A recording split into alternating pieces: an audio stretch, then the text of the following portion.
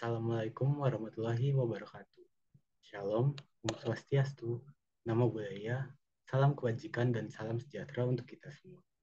Selamat siang dan selamat datang kepada seluruh peserta yang hadir di FEUNJ Alumni Connect. Pertama-tama, yang terhormat Ibu Rizka Zakiyah MPD, selaku dosen FEUNJ sekaligus moderator pada siang hari ini. Yang terhormat Bapak Surur SPD yang menjadi narasumber pada sesi kali ini, serta peserta yang hadir di room Zoom ini. Terima kasih karena telah menyempatkan waktunya untuk hadir di acara FEUNJ Alumni Connect pada siang hari ini. Sebelumnya ada pepatah mengatakan, tak kenal maka tak sayang. Jika sudah kenal, belum tentu sayang, dan jika tidak kenal, sudah pasti tidak sayang. Perkenalkan, nama saya Amos Stefano Paresistorus, yang akan memandu jalannya acara pada hari ini. Sebelum memulai acara pada hari ini, marilah kita berdoa sesuai dengan agama dan kepercayaan masing-masing. Berdoa dipersilahkan.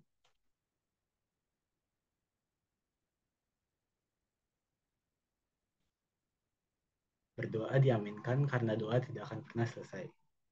Baik, izin menginformasikan bahwa di akhir acara nanti kita akan ada pengisian link absensi. Bagi para peserta diharapkan untuk mengisi link tersebut guna mendapatkan e-sertifikat. Oke, sepertinya para peserta sudah tidak sabar nih mendengarkan materi dan berdiskusi langsung dengan narasumber yang keren ini. Tapi tunggu dulu, di sini saya tidak akan memandu sendirian. Oleh karena itu, izinkan saya memperkenalkan moderator kita yang satu ini. Ibu Rizka Zakia MPD merupakan dosen aktif di Fakultas Ekonomi Universitas Negeri Jakarta. Baik, kalau begitu, apakah Ibu Rizka sudah bersama kami di room Zoom? Oke, baik sudah Amos. Baik, Bu. Bagaimana, Bu, kabarnya? Apakah sudah siap untuk menjadi moderator pada siang hari ini? Sudah, Insya Allah. Baik, untuk mempersingkat waktu kepada Ibu Rizka, saya persilahkan untuk membantu sesi pemaparan materi. Oke, terima kasih Amos atas panduannya ya sebagai MC yang sudah membuka sesi Alumni Connect ini dengan statement-statementnya yang luar biasa ya. Nah, sebelumnya apakah suara saya terdengar teman-teman? Terdengar, Bu. Dengar ya. Terdengar, Bu, terdengar. Eh, Bismillahirrahmanirrahim ya, kita mulai ya teman-teman ya. Bismillahirrahmanirrahim. Assalamualaikum warahmatullahi wabarakatuh. Selamat siang. Oke, yang saya hormati Bapak Surur SPD ya Pak. Alhamdulillah ya sudah berkenan hadir di tengah-tengah kita pada siang hari ini sebagai alumni dari FE ya Pak Surur ya. Iya, betul. Alumni Ya, F. Alhamdulillah ya. Masya Allah nih. Oke, teman-teman, dan yang saya banggakan teman-teman mahasiswa dari beberapa prodi nih Pak ceritanya hari ini ya. Jadi mungkin yang join hari ini tidak semua prodi Pak, tapi insya Allah ada beberapa prodi dari pendidikan ekonomi dan PAP ya, pendidikan administrasi perkantoran ya. Angkatan 2023 dan 2021 ya kalau tidak salah ya. Oke, teman-teman, coba di on cam dulu nih. Biasanya kalau lagi online Zoom nih suka ini nih Pak.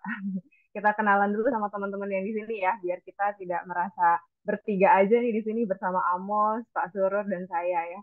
Oke, teman-teman mahasiswa dimohon untuk on cam dulu. Kita bersilaturahmi sebentar ya. Apabila nanti ada kendala dan harus off cam, ya tidak masalah ya. Tapi disarankan untuk tetap on cam sampai dengan akhir ya.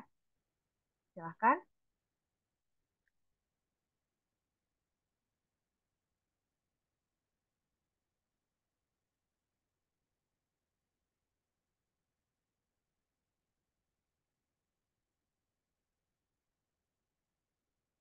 Oke, sudah terlihat ya Aulia, Marta, ini Pak mahasiswa kami Pak di FE dari Prodi PAP dan PE.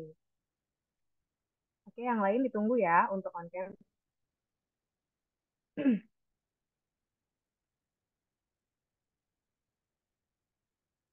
Oke, eh, baik sambil menunggu yang lain on cam.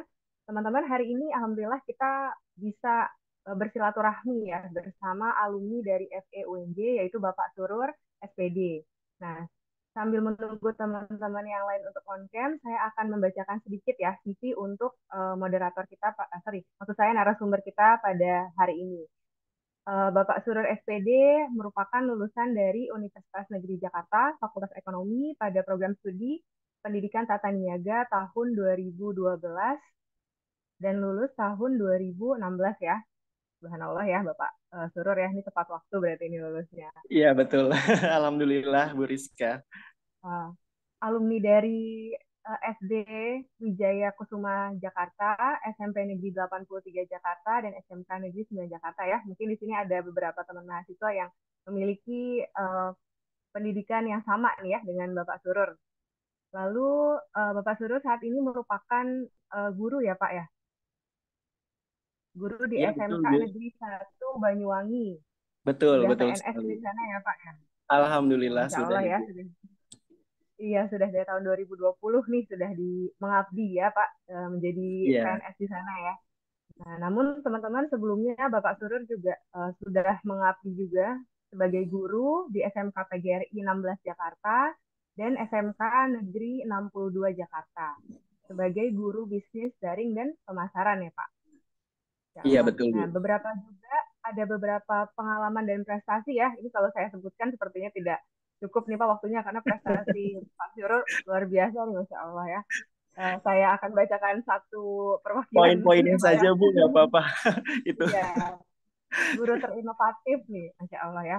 Lalu Bapak Surut juga selama menjadi mahasiswa di UNJ mendapatkan beasiswa pendidikan bahasa dan budaya di Istanbul, Turki tahun 2017 dan mendapatkan beasiswa full bidik misi selama kuliah 4 tahun penuh ya dan menjadi finalis mahasiswa berprestasi Fakultas Ekonomi tahun 2016. Nah, berarti udah kelihatan ya teman-teman ya beberapa prestasi yang mewakili sekali ya dari Bapak Surur ini dalam pendidikan dan dalam kiprah karirnya sebagai guru. Oke. Nah, teman-teman untuk tema kali ini, sorry, saya tidak bisa. Oke, sebentar.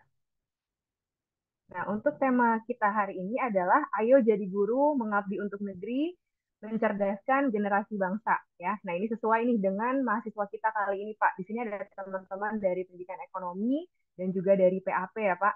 Nah, namun mungkin sedikit cerita nih, Pak Surur. Karena beberapa saya masuk kelas gitu, Pak, di prodi pendidikan ya, saya agak sedikit random pertanyaannya. Di sini siapa yang mau jadi guru gitu, Pak? Saya tanya ke mahasiswa. Nah, ternyata jawabannya di luar ekspektasi, Pak. Jadi hanya sedikit nih Pak dari teman-teman yang mengangkat tangan nih Pak untuk menjadi guru gitu Pak. Dari tahun ke tahun seperti itu, Bu. Ya ya. Nah ini ada fenomena yang sudah dari tahun ke tahun ternyata ya, yang sudah apa ya, yang sudah kita temui gitu ya di beberapa jurusan prodi yang padahal pendidikan ya Pak, tapi ternyata mereka juga memiliki goals yang lain gitu ya, tidak hanya menjadi guru. Nah, saya bilang itu tidak salah sebetulnya ya Pak, mereka punya masing-masing goals-nya. Nah, tapi harapannya dengan mendengarkan paparan dari Pak Surur, pengalamannya, dan juga beberapa insight positif yang tentunya ya, kita bisa memperkaya wawasan kita, khususnya mahasiswa di jurusan pendidikan ya. Bagaimana sih menjadi seorang guru? Apa saja sih kira-kira yang harus kita siapkan, dan bagaimana sih kira-kira ke depannya ini tantangan-tantangan yang menjadi guru, dan ataupun ada hal lain nanti yang bisa kita sharing bersama ya dengan Pak Surur. Oke. Nah, itu mungkin kurang lebih ya teman-teman paparan secara umum dari eh, kegiatan Alumni Connect di room ini ya mengenai Ayo Jadi Guru Mengabdi untuk Negeri dan Mencerdaskan Generasi Bangsa. Lalu setelah pemaparan dari Bapak Surur nanti akan dibuka sesi tanya jawab ya yang akan saya pandu insya Allah ya. Jadi bagi teman-teman di sini yang punya penasaran, yang punya rasa ingin tahu tentang guru, profesi guru seperti apa, nanti silahkan disampaikan ya. Jangan lupa di raise hand terlebih dahulu. Nanti apabila sudah diperkenankan untuk open mic, nanti bisa disampaikan. Baik teman-teman, itu saja mungkin pengantar dari saya.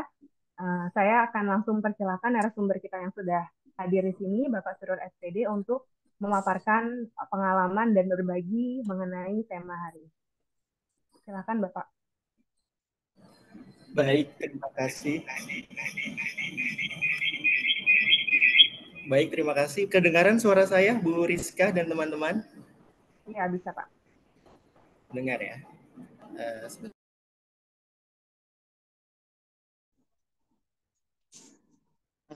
Saya aktifkan ini dulu ya.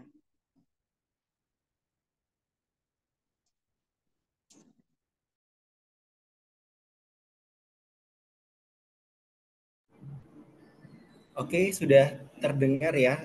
Bismillahirrahmanirrahim. Assalamualaikum warahmatullahi wabarakatuh. Ya, eh, saya manggilnya apa ya teman-teman kali ya. Karena saya baru lulus 2016, berarti sekitar 7 tahun lalu. Masya Allah, ini salah satu hal yang terhormat. Saya bisa gabung di Alumni Connect dan bisa berbagi juga ke teman-teman semua ya. Salam kenal juga Bu Rizka dan juga teman-teman panitia, kemudian ada juga mahasiswa-mahasiswi dari pendidikan ekonomi dan juga pendidikan administrasi perkantoran. Waktu itu saya di UNJ itu mengambil jurusan pendidikan tata niaga. Mungkin sekarang jadi pendidikan bisnis ya, Bu Rizka ya. Benar-benar. Bisnis. Sebentar, ini speaker saya kayaknya agak bermasalah ya.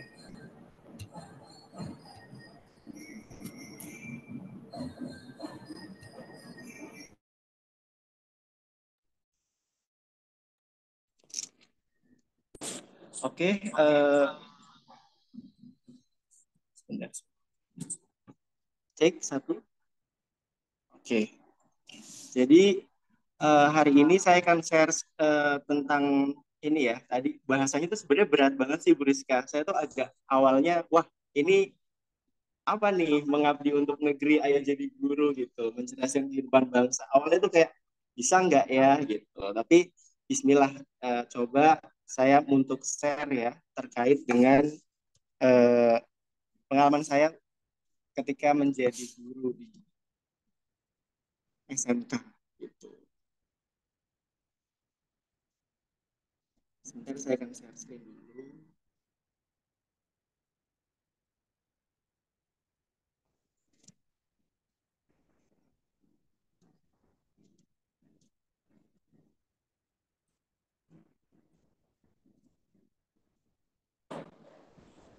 Oke, bagikan layar.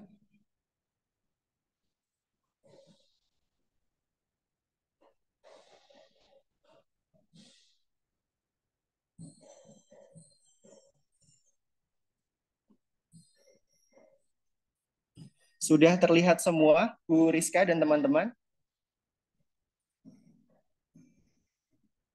Sudah Bapak. Sudah. Oke.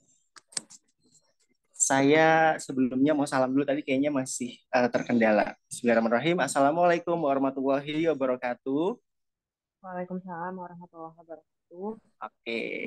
Salam sejahtera buat kita semua. Selamat pagi, Om Swastiastu, Namo Buddhaya, salam kebajikan. Saya mau pantun dulu nih buat mencairkan suasana. Ke Oke, Citarum naik TJ. cakep. Assalamualaikum anakku NJ. Asik. Oke. Jadi saya di sini waktu itu memang ini ya, karena berteman sama Pak Usep. Pak Usep ini sekarang jadi Prof Usep. Jadi sekarang dekan kalau nggak salah di FEUNJ ya. Beliau waktu itu dosen saya di pendidikan tata niaga. Nah, saya ditawari untuk ini nih, apa namanya, ikut alumni Connect karena mungkin saya sering nge-share terkait dengan aktivitas saya sebagai pendidik khususnya di jurusan bisnis daring dan pemasaran. Sekarang ke bisnis digital. Jadi ada perubahan juga gitu di SMK. Nah, saya mau sharing terkait dengan apa aja sih hari ini. Yang pertama itu tentang pentingnya peran guru. Yang kedua, kontribusi guru di masyarakat. Kemudian tantangan dan peluangnya apa. Terus 4 kompetensi guru itu apa aja sih. Sama yang terakhir nanti karir guru. Saya juga akan sharing terkait dengan apa yang sudah saya lalui ketika habis lulus kemana. Kemudian sekarang, alhamdulillah sekarang menjadi ASN di SMK Negeri 1 Banyuwangi. Sebelumnya saya mau polling time dulu nih. Saya pengen tadi kan Bu Rizka sudah spill dulu, katanya banyak loh ternyata yang nggak mau jadi guru padahal di jurusan keguruan gitu. Saya mau coba polling time dulu ya. Teman-teman bisa masuk ke menti.com, terus kemudian masuk ke apa namanya kodenya 5382 8230 atau mungkin bisa langsung di scan aja QR-nya.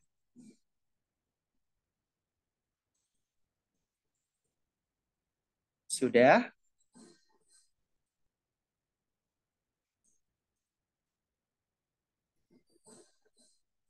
Apa sudah ada yang join?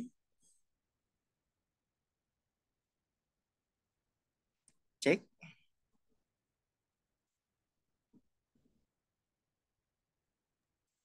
Silakan teman-teman mahasiswa untuk membuka link yang disematkan ya.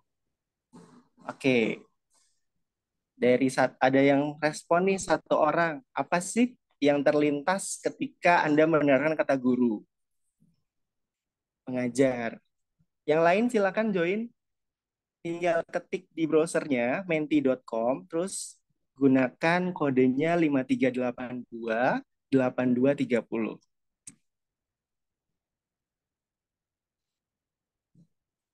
Pendidik, oke, 4 respon.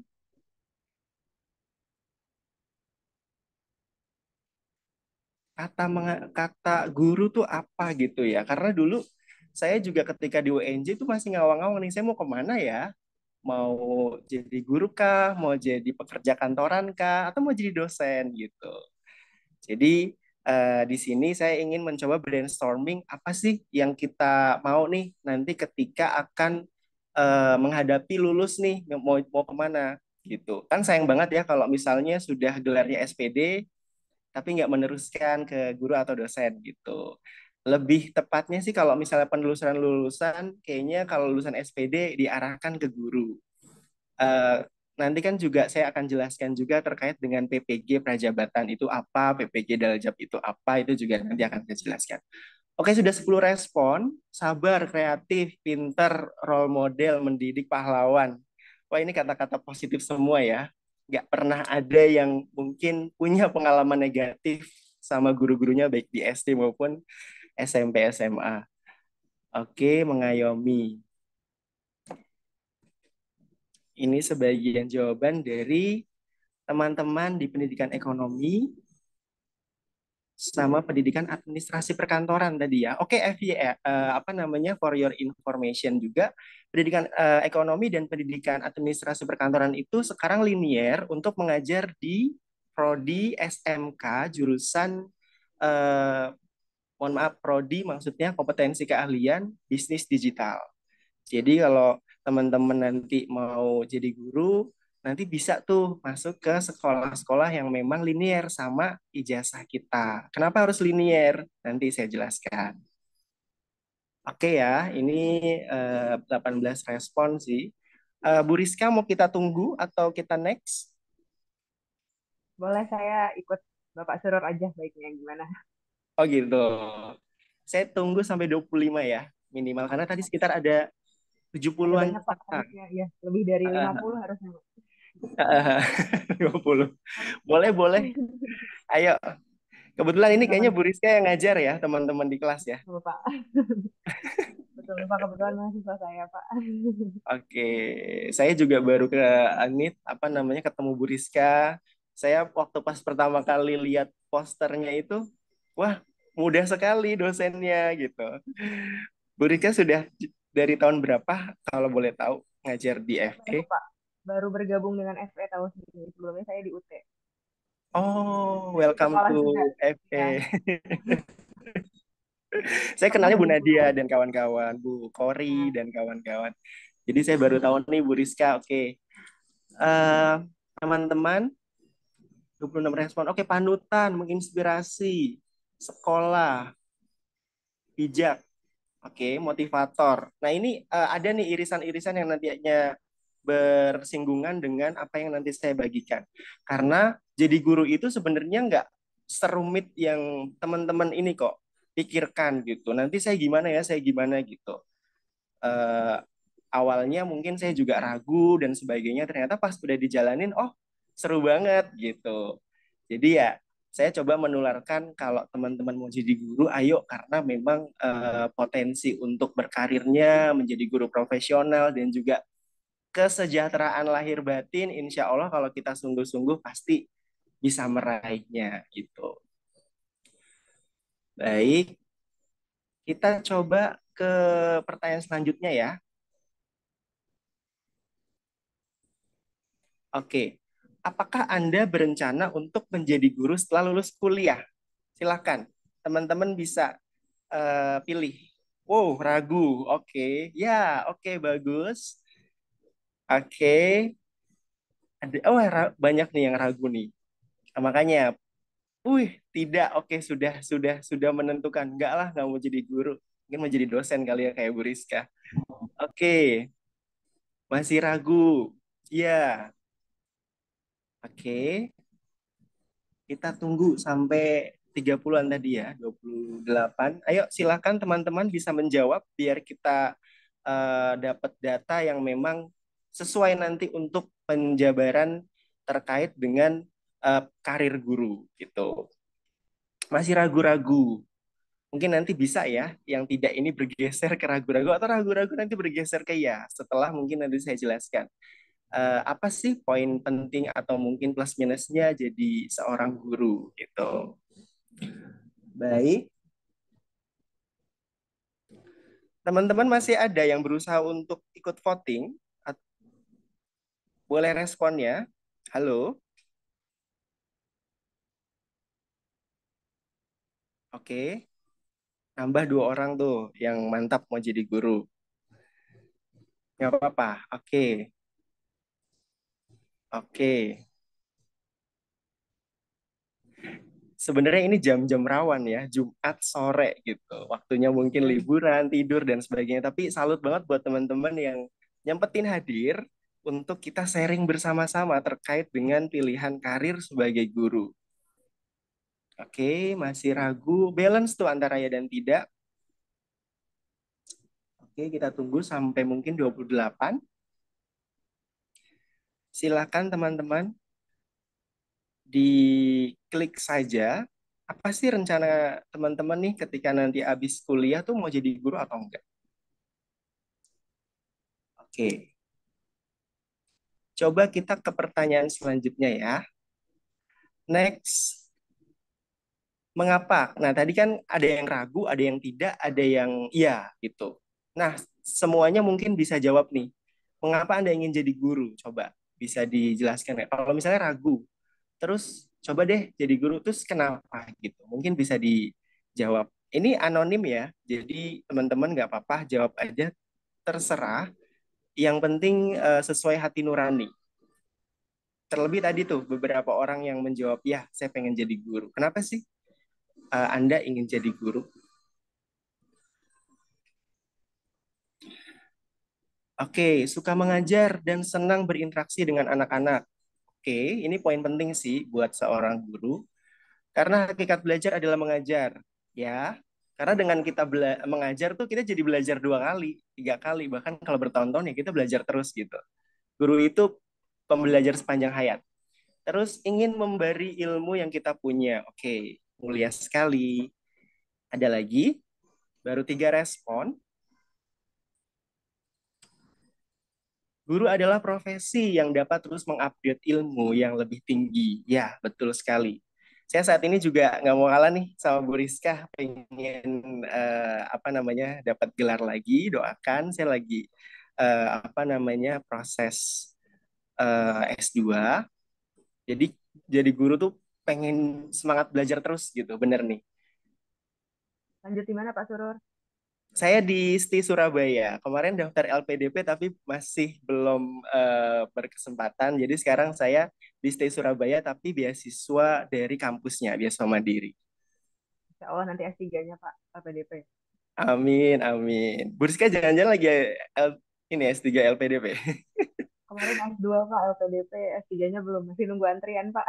Oke, semangat selalu. Oke, Ya. agar bisa mendapatkan pahala jariah, insya Allah, masya Allah, tabarakallah. Ini ya, hal-hal yang memang digaung-gaungkan kalau guru itu memang apa namanya amal jariah dan sebagainya itu sih benar. Tapi kita bisa realistis sih bahwa guru itu sebenarnya menawarkan kebahagiaan. Kita ketemu anak-anak, kita memberikan apa yang kita punya gitu. Itu sih. Tapi ya itu salah satunya poinnya amal jariah. Kalau kalau jadi guru secapek apapun pekerjaannya, kalau kita ketemu anak muridnya pasti capeknya bakal hilang. Bener banget, saya merasakan itu. Karena mama saya juga seorang guru, oke, ada role model, boleh lah. Terus dapat memberi manfaat dari ilmu yang dimiliki. Oke, Pak, 10 respon dulu nggak apa-apa ya. Kita lanjut ke pertanyaan selanjutnya. Oke, ini bagi teman-teman yang mungkin tadi ngejawab enggak dan ragu-ragu. Sama mungkin yang jawab iya juga bisa menjawab. Hal apa yang paling Anda takutkan jika suatu hari ditakdirkan untuk jadi guru? Apa sih momok menakutkan yang kayaknya enggak lah, enggak deh. Guru tuh gini, kalau jadi guru tuh gitu gitu. Boleh silakan ditulis komennya terkait hal apa sih yang paling ditakutkan kalau suatu saat kita ditakdirkan untuk jadi guru. Karena ini masih semester awal kalau nggak salah ya, 1 dan 3 ya, Bu Rizka ya, bener ya, teman-teman. Ada yang semester 5, Pak, sebenarnya. Ada juga yang semester 5. Oke. Kalau PKM atau PPL itu semester berapa sekarang? Semester 5, ke 6 ya? 6 berarti. Semester 6. Oke. Kalau dulu saya semester 7. Nah, ini nih bisa nih untuk dijadikan apa ya namanya referensi nanti. Karena kan menghadapi oke langsung to the point ternyata Gajinya gajinya kecil. kecil. Oke, sangat money oriented sekali. Ap- tapi gajinya bercanda, iya betul. Oke, itu kalau nggak tahu triknya ya. Sebenarnya nanti deh saya share masalah finansial guru ini yang memang paling menjadi momok menakutkan orang-orang kalau misalnya belum terjun tuh mereka nggak tahu gitu. Terus kurang sejahtera, katanya kerjanya serius tapi gaji bercanda, memiliki tanggung jawab besar. Oke, ya semua pekerjaan pasti memiliki tanggung jawab ya. Terus lelah batin, oke. Mm-mm. Terus tidak bisa menjadi sosok. Oke, ada jiwa apa namanya? Bau-bau insecure di sini. Terus oke, emosian, takut emosian. Gak apa-apa. Nanti guru itu gini loh, nggak 1 2 tahun itu terasah gitu. Mungkin Bu Rizka juga ngerasain jadi dosen 1 2 3 tahun tuh mungkin ada lah ya kita fase belajar. Tapi lama-lama tuh kayak makin ritmenya tuh makin seru gitu. Gak apa-apa. Ini kan ini ya apa namanya hmm, respon awal ketika kayaknya terlintas gitu. Apa sih yang akan nanti saya takutkan ketika jadi guru gitu.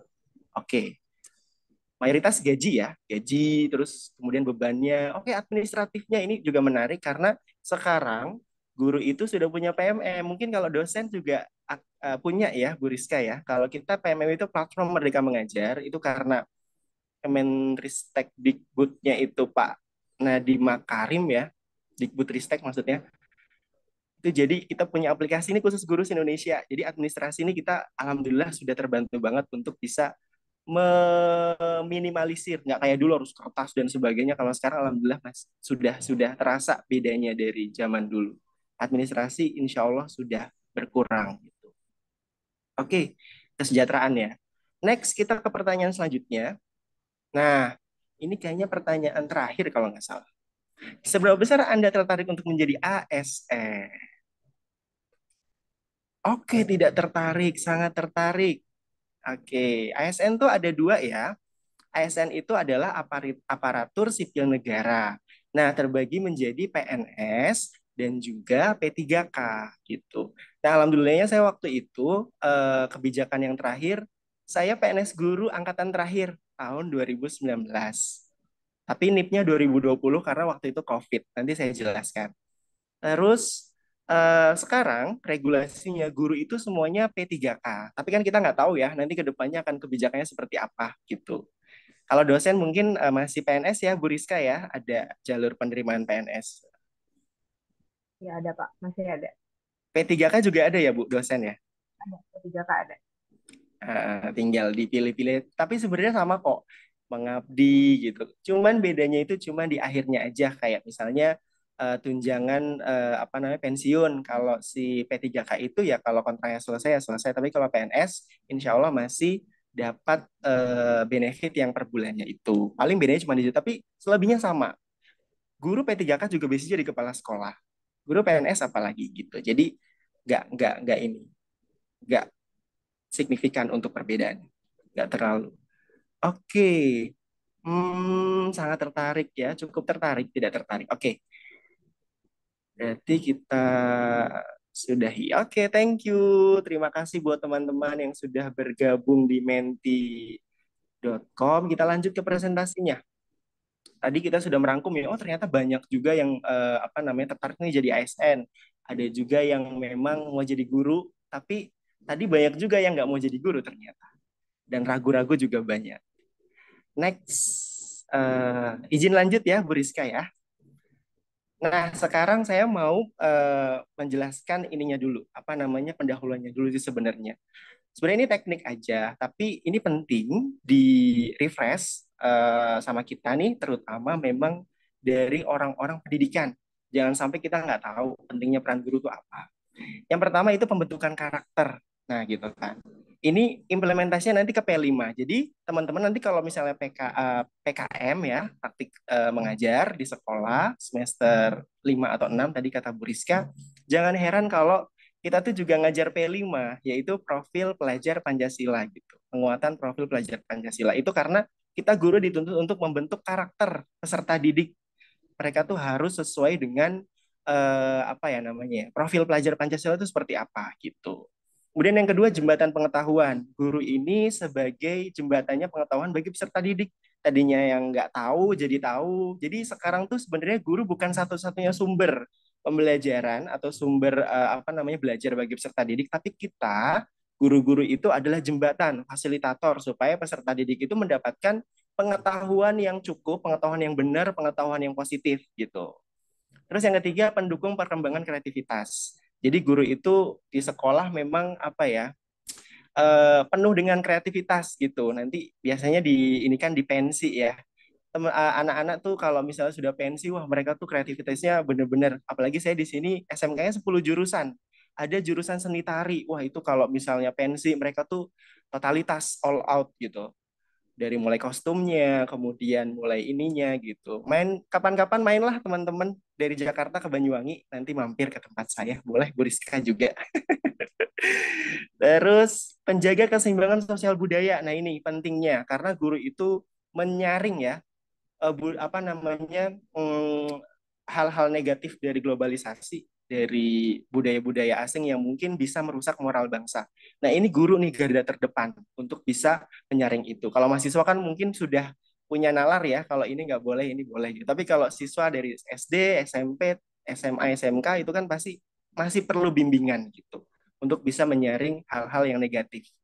Kemudian yang kelima pendorong inovasi pendidikan udah pasti karena kita guru dituntut untuk apa nih inovasi pendidikan kayak kemarin lagi COVID.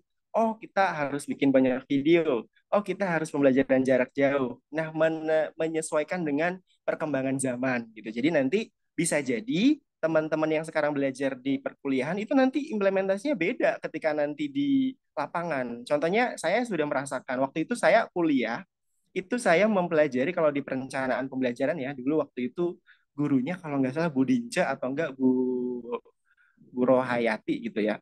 Nah dia maksud saya beliau itu mengajarkan tentang kurikulum KTSP. Ternyata saya apa namanya praktek mengajarnya itu kurikulum K13 gitu. Sekarang ngajarnya kurikulum Merdeka. Nah itu hal-hal seperti itu yang harus kita bisa adaptasi gitu. Terus yang keenam, pemimpin dan inspirator. Artinya kita sebagai guru itu harus menginspirasi dan juga pemimpin pembelajaran. Jadi nggak salah kalau guru itu sebenarnya solo player. Artinya kalau di perusahaan kan kita main tim ya. Kecuali kalau nanti masuk manajemen ya, atau mungkin jadi wakil kepala sekolah. Kalau guru yang benar-benar ngajar itu cuman nggak ada tugas tambahan yang lain seperti kepala sekolah, hanya wali kelas, itu biasanya solo player. Jadi mau diapakan muridnya di kelas itu tergantung kreativitas dari guru tersebut. Jadi lebih enak. Saya dulu pernah sebelum apa namanya di sekolah, saya juga pernah di swasta, pernah di kantor juga. Dan itu saya ngerasa kalau main tim kan lama ya, kalau ada yang tim yang lama gitu kesel karena kita udah cepet-cepet tapi ada satu dua orang dalam tim yang lama jadi kita kesel sendiri. Tapi kalau sekarang saya di guru, enaknya adalah hasil itu dan proses kita yang menentukan sendiri sebagai guru. Enaknya di situ kayak, oh saya merancang dulu pembelajaran, terus nanti saya yang aplikasi, saya yang ngasih ini, saya yang ngasih itu, jadi solo player enak di situ. Nanti baru di ACC-nya sama pimpinan atau kepala sekolah. Yang terakhir yaitu memangku harapan masa depan. Nah ini penting banget. Tadi ya teman-teman yang masih ragu-ragu dan masih kayaknya nggak tertarik sama guru, ini salah satu kuncinya. Saya ketika mengajar saya sudah 5 tahun ya, sekitar 5 tahun lah mengajar ini. Eh, Selalu menanamkan sesuatu pada saya kan misalnya ngajar 2 kelas atau 3 kelas atau 4 kelas gitu. Satu kelasnya 36 siswa. Saya selalu mengamati satu orang, 2 orang, 3 orang, masing-masing itu saya amati. Oh ini nanti 5 tahun sampai 10 tahun tuh saya pengen dia lihat seperti ini, seperti ini. Jadi saya tuh selalu menge-save kontak-kontak murid-murid saya sesuai dengan nama, kemudian di belakangnya itu nama angkatan gitu ya. Nah nanti 2 tahun kemudian jadi alumni, 3 tahun kemudian jadi saya tanya lagi, halo gitu. Nah, kamu waktu itu janji sama bapak mau jadi ini. Kamu gimana udah ini belum gitu. Nah, itu yang diingat sama murid tuh kayak gitu kayak, ih bapak masih ingat aja saya dulu nulis cita-cita ini gitu kan. Nah, saya sekarang lagi memang apa ya namanya kebiasaannya seperti itu. Pokoknya dua tahun alumni lulus saya selalu tanya lagi, sekarang di mana? Sekarang di mana gitu. Jadi itu pemangku harapan masa depan. Artinya anak-anak ini kita punya punya harapan besar pada anak-anak ini yang kita ajar untuk mereka berhasil di masa depan gitu. Tanamkan sekecil apapun harapan kita pada anak itu supaya mereka nanti bisa menjadi penerus bangsa yang berkualitas gitu. Terus yang kedua, kontribusi guru di masyarakat. Nah, ini ya, kita harus tahu bahwa kita kan teman-teman nih kuliah di jurusan pendidikan. Saya tuh dulu benar-benar buta terkait dengan profesi keguruan. Karena saya merasa bahwa ya udah kuliah-kuliah aja gitu loh. Aktif-aktif di BEM ya udah aktif aja gitu kan. Tapi nggak secara mendalami guru itu seperti apa, perannya seperti apa di masyarakat dan apa fungsinya gitu kan. Nah, yang pertama itu membangun keterampilan sosial emosional. Karena apa ya namanya ya, di sini kan kita sebagai guru itu kan juga bermasyarakat. Jadi kita sebagai pionir untuk bergotong royong, kemudian bersosialisasi, berbaur gitu. Nah, itu juga salah satu kontribusi guru di masyarakat. Yang kedua, menggerakkan perubahan. Artinya kita tuh apa ya? Banyak persepsi salah nih dari peserta didik karena kayaknya kalau misalnya apa namanya persepsi-persepsi itu mereka telan sendiri tanpa adanya bimbingan, akhirnya jadi salah kaprah gitu. Nah, disinilah peran guru untuk bisa meluruskan, nah yang benar tuh seperti ini, itu kurang baik gitu. Nah, si apa namanya ini tuh sudah benar tapi tolong bisa diperbaiki lebih lanjut lagi gitu deh. Pokoknya menggerakkan perubahan dan selalu berinovasi. Terus yang ketiga membuka peluang pekerjaan. Nah, ini khususnya guru SMK ya. Karena karir di FA itu sebenarnya kebanyakan ke SMK. Mulai dari pendidikan akuntansi, administrasi perkantoran, tata niaga atau bisnis sekarang ya. Itu memang mereka kecuali ekonomi koperasi. Mereka nanti PKM-nya di kalau nggak salah di SMA gitu. Tapi kita juga bisa di guru SMP, tapi matkulnya lebih luas yaitu IPS. Tapi kan kita rebutan dong sama pendidikan IPS gitu kan. Jadi kita lebih masuknya atau linearnya ke SMK. Jurusan bisnis dan apa namanya bisnis dan manajemen. Ada 3 program di situ. Administrasi perkantoran, sekarang jadi MPLB, manajemen perkantoran dan layanan bisnis. Yang kedua ada akuntansi keuangan lembaga dan yang ketiga ada bisnis daring dan pemasaran sekarang apa namanya ganti program menjadi bisnis digital atau bisnis retail gitu. Jadi nanti konsentrasinya terpecah lagi. Makanya teman-teman harus sekarang udah siap-siap untuk bisa melihat apa sih dinamika pendidikan yang terjadi di sekolah-sekolah gitu. Karena jujur beda banget apa yang kita pelajari di kampus sama implementasinya nanti di sekolah beda banget. Enggak 120 derajat sih, tapi ya 70% lah itu beda. Paling 30% tentang etika guru dan profesi itu sama gitu. Kemudian yang ketiga adalah tantangan dan peluang. Mohon maaf saya mau cek sound dulu. Ini teman-teman nggak tidur kan ya? Saya takutnya ngoceh sendiri, asik sendiri. Saya boleh dong di say hey-in. Halo. Halo, teman-teman. Ya, teman-teman dari Oke, PE. saya takutnya kan ada yang Halo. halo, oke. Saya Halo, takutnya di Pak. kosan lihat apa namanya dengar suara saya terus di kosan tiba-tiba HP-nya yang nonton, orangnya lagi tidur ya kan. Oke, semuanya masih pada aktif ya. Yang ketiga adalah tantangan dan peluang jadi guru tuh apa sih? Nah, ini saya jabarkan satu-satu. Yang pertama adalah keterbatasan sumber daya. Ini memang menjadi PR besar pemerintah ya, dari mulai fasilitas, kemudian dari gedung sekolah, jumlah pendidik yang kadang tuh nggak balance sama jumlah peserta didiknya. Tapi ini PR besar karena pendidikan di Indonesia ini memang masih apa ya, belum merata. Saya mengalami sendiri karena saya merantau ya ke Banyuwangi. Saya udah biasa ngajar anak Jakarta gitu kan, yang notabene mereka tuh apa-apa ada. Gadgetnya ada, laptopnya ada, handphonenya canggih gitu. Langsung jebret masuk ke kabupaten. Wow, itu speechless sih awalnya, kayak, oh ternyata begini, oh ternyata begitu gitu. Tapi yang saya salut adalah anak-anak daerah itu, mereka kemauan belajarnya itu lebih tinggi daripada, ini survei saya sendiri ya, saya bukan mengeneralisasi, tapi ini saya survei sendiri, terutama yang di SMK, anak-anak daerah itu eh, apa ya, kemauan belajarnya, terus kemudian motivasi belajar itu lebih tinggi daripada anak di Jakarta. Mungkin sudah terlena apa-apa enak ya di Jakarta. Di sini loh kalau nyuci itu masih dikali. Kemudian kalau misalnya apa, masih ada yang jalan ke sekolah. Di Jakarta mana ada yang mau ya kalau jalan, harusnya kan dianterin. Sekarang ada ojek, ada ojol, Grab dan sebagainya. Itu udah apa ya, privilege sendiri gitu. Tapi kalau di Jawa, atau mungkin ini lebih tepatnya di Banyuwangi, saya melihat bahwa mereka tuh motivasinya lebih besar gitu, dan daya juangnya lebih tinggi. Kemudian yang kedua ada diversitas peserta didik. Nah, ini adalah keberagaman peserta didik. Nanti teman-teman jangan kaget ya ketika PKM. Soalnya jujur, saya juga pembimbing PKM di sini, dan banyak mahasiswa-mahasiswa yang nangis ngadepin peserta didik. Nangisnya apa, Pak? Nangisnya itu mereka tuh kayak kaget dengan apa ya, tiba-tiba dikatain bodoh sama siswa. Kan nggak kuat mental kan. Apa sih kakak? Kakak tuh masih mahasiswa loh, belum sarjana, sok-sokan ngajarin kita gitu. Ada yang seperti itu. Ngadu ke saya, Pak, saya nggak mau ngajar di kelas itu. Saya pembimbingnya kan waktu itu. Kenapa? Kenapa? Nyolot ya Pak anak-anaknya gitu kan. Ya itulah tugas pendidik. Kamu harus bisa mampu mengontrol emosi kamu, gitu kan. Selama 5 tahun jadi pendidik juga, saya juga banyak apa ya, menemukan hal-hal yang mungkin bisa dikatakan tidak tidak apa ya, tidak bahagia gitu kan. Tapi ya itu tantangannya. Makanya di sini saya masukin ke tantangan. Diversitas peserta didik itu, kita sebagai guru harus benar-benar bisa mengurai dan bisa menjadi tantangan ini adalah sebagai apa ya, hal yang harus kita bisa lalui gitu. Terus yang ketiga, kebijakan yang berubah-ubah. Nah, ini ada pepatah kan, ganti menteri ganti kurikulum gitu kan, ganti menteri ganti kebijakan gitu. Ini saya akui iya, tapi kita sebagai guru, sebagai garda terdepan harus mampu menerima perubahan itu gitu. Jadi memang kurikulum itu memang harus berubah, karena kurikulum terlebih di SMK itu dinamis sekali.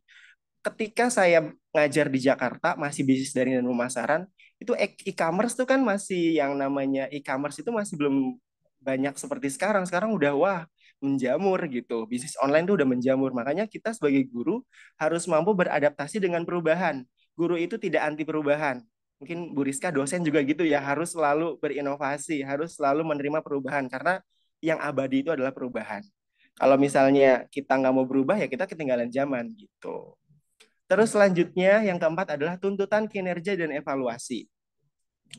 Ini ya, saya mau cerita sedikit bahwa memang dulu tadi yang saya spill di awal, dulu tuh kayaknya seolah-olah guru itu administrasinya tuh banyak. Tadi juga ada yang jawab tuh, teman-teman mahasiswa yang jawab administrasinya jelimet dan banyak gitu loh kalau jadi guru. Memang diakui awal-awal saya stres, awal-awal itu saya tidur di tumpukan-tumpukan administrasi guru. Mulai dari RPP, silabus dan sebagainya, itu saya sampai stres karena besoknya mau supervisi gitu kan. Tapi makin saya jalani ke sini, alhamdulillah kurikulum Merdeka ini makin sedikit. RPP udah 1 lembar.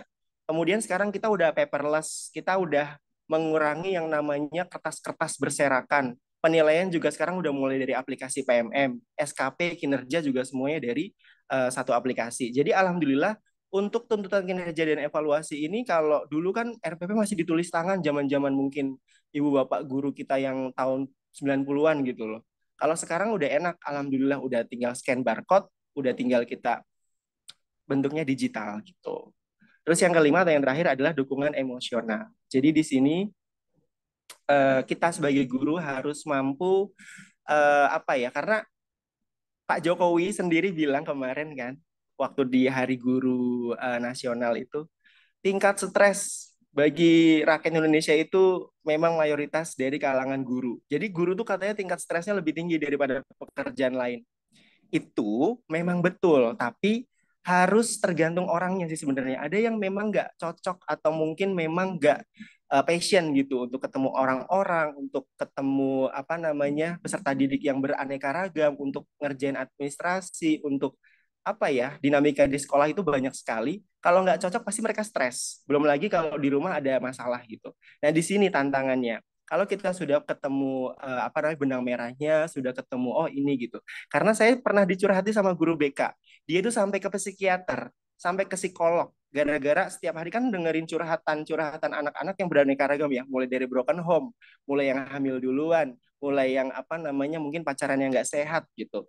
Itu banyak sekali tuntutannya seorang guru BK gitu. Kalau saya, alhamdulillah guru kejuruan itu ya mereka nggak curhat itu ke saya, paling cuman masalah pelajaran. Guru BK itu sampai ke psikolog karena menampung begitu banyak sampah setiap hari dari peserta didik, dia nggak kuat sendiri karena seolah-olah kayak itu terjadi sama dia gitu. Akhirnya sama psikolog itu dijadikan analogi. Kalau misalnya nanti pulang, tolong kerjaan di sekolah itu jangan dibawa pulang. Termasuk pikiran-pikirannya di sekolah udah stop. Di rumah itu waktunya rehat sama keluarga. Nah itu di situ. Kita sebagai guru harus mampu memilah work-life balance. Artinya kita kerjaan dan kehidupan kita sebagai pribadi di rumah juga harus balance. Jangan sampai kerjaan itu numpuk-numpuk, akhirnya yang di rumah berantakan, yang di sekolah berantakan gitu. Jadi jangan sampai apapun pekerjaannya sebenarnya work life balance itu penting supaya menjaga kesehatan mental kita. Gitu. Ini sama kayak Gen Z ya, awal apa-apa mental health gitu kan. Tapi memang penting untuk segi emosional ini supaya nanti kita bisa menjalani apapun profesi kita dengan apa ya positif dan juga dengan bahagia gitu. Lanjut, oke, kita masuk ke peluang. Tadi kan udah tantangannya nih, sekarang peluang. Menjadi seorang guru, yang pertama, kita bisa membentuk masa depan. Ya, tadi saya sudah jelaskan bahwa kita sebagai garda terdepan guru diamanahkan begitu banyak ya tiap tahun PPDB pendaftaran guru apa namanya siswa gitu kan ke sekolah kita. Itu amanah loh dari apa namanya sang pencipta untuk ayo didik anak ini di tahun ini gitu.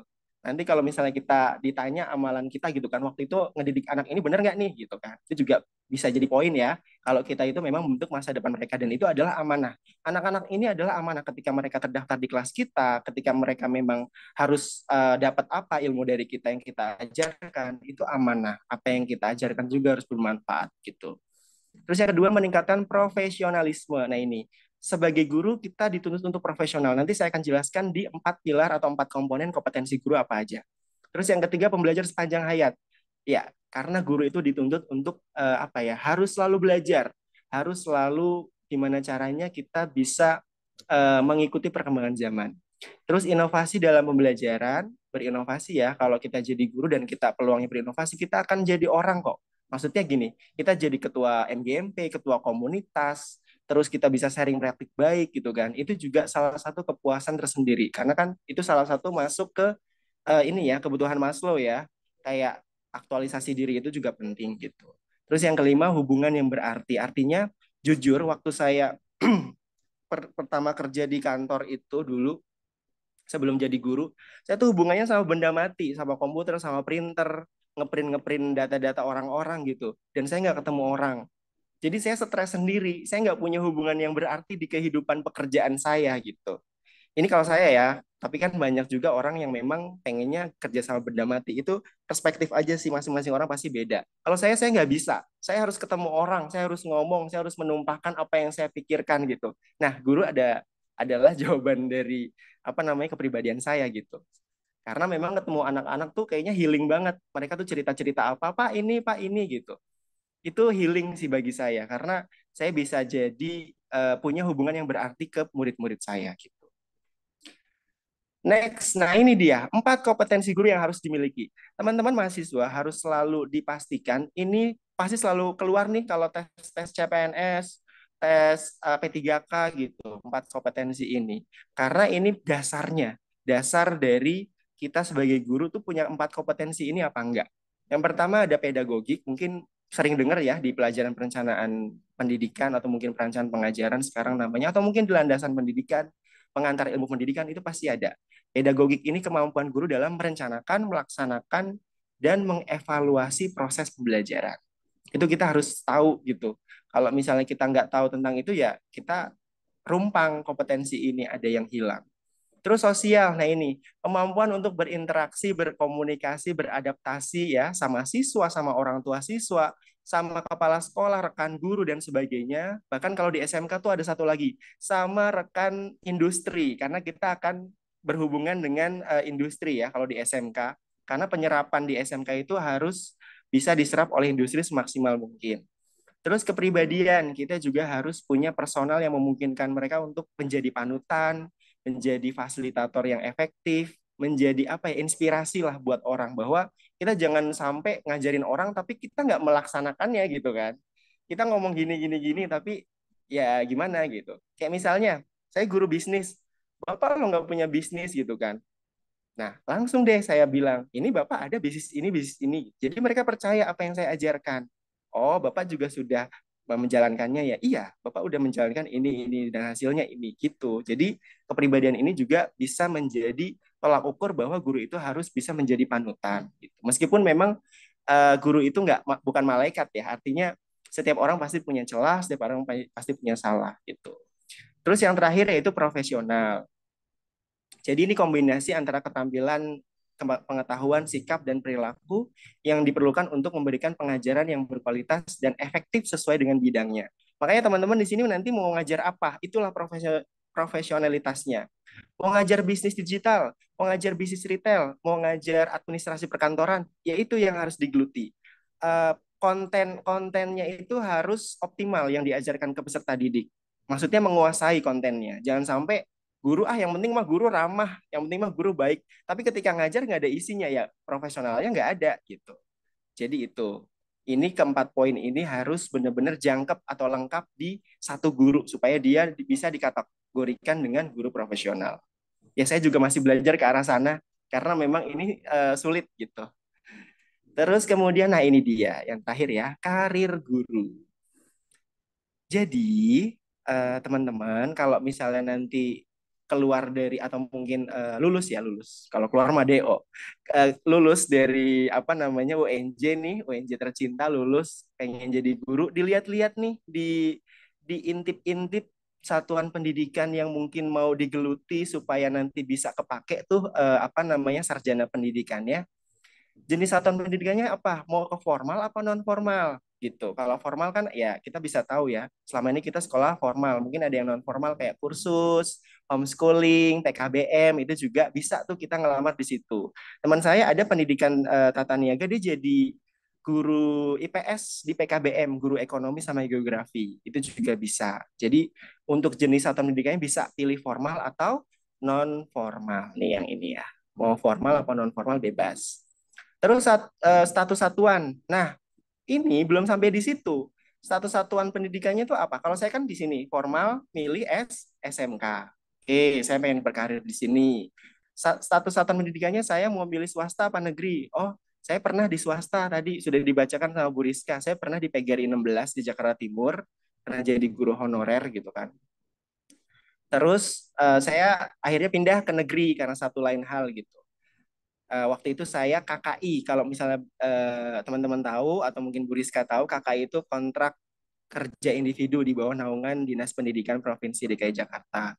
Itu. Saya alhamdulillah walaupun singkat-singkat saya ngerasain semua dari honor swasta, honor negeri, KKI, terus sekarang alhamdulillah sudah PNS, saya ngerasain semua gitu.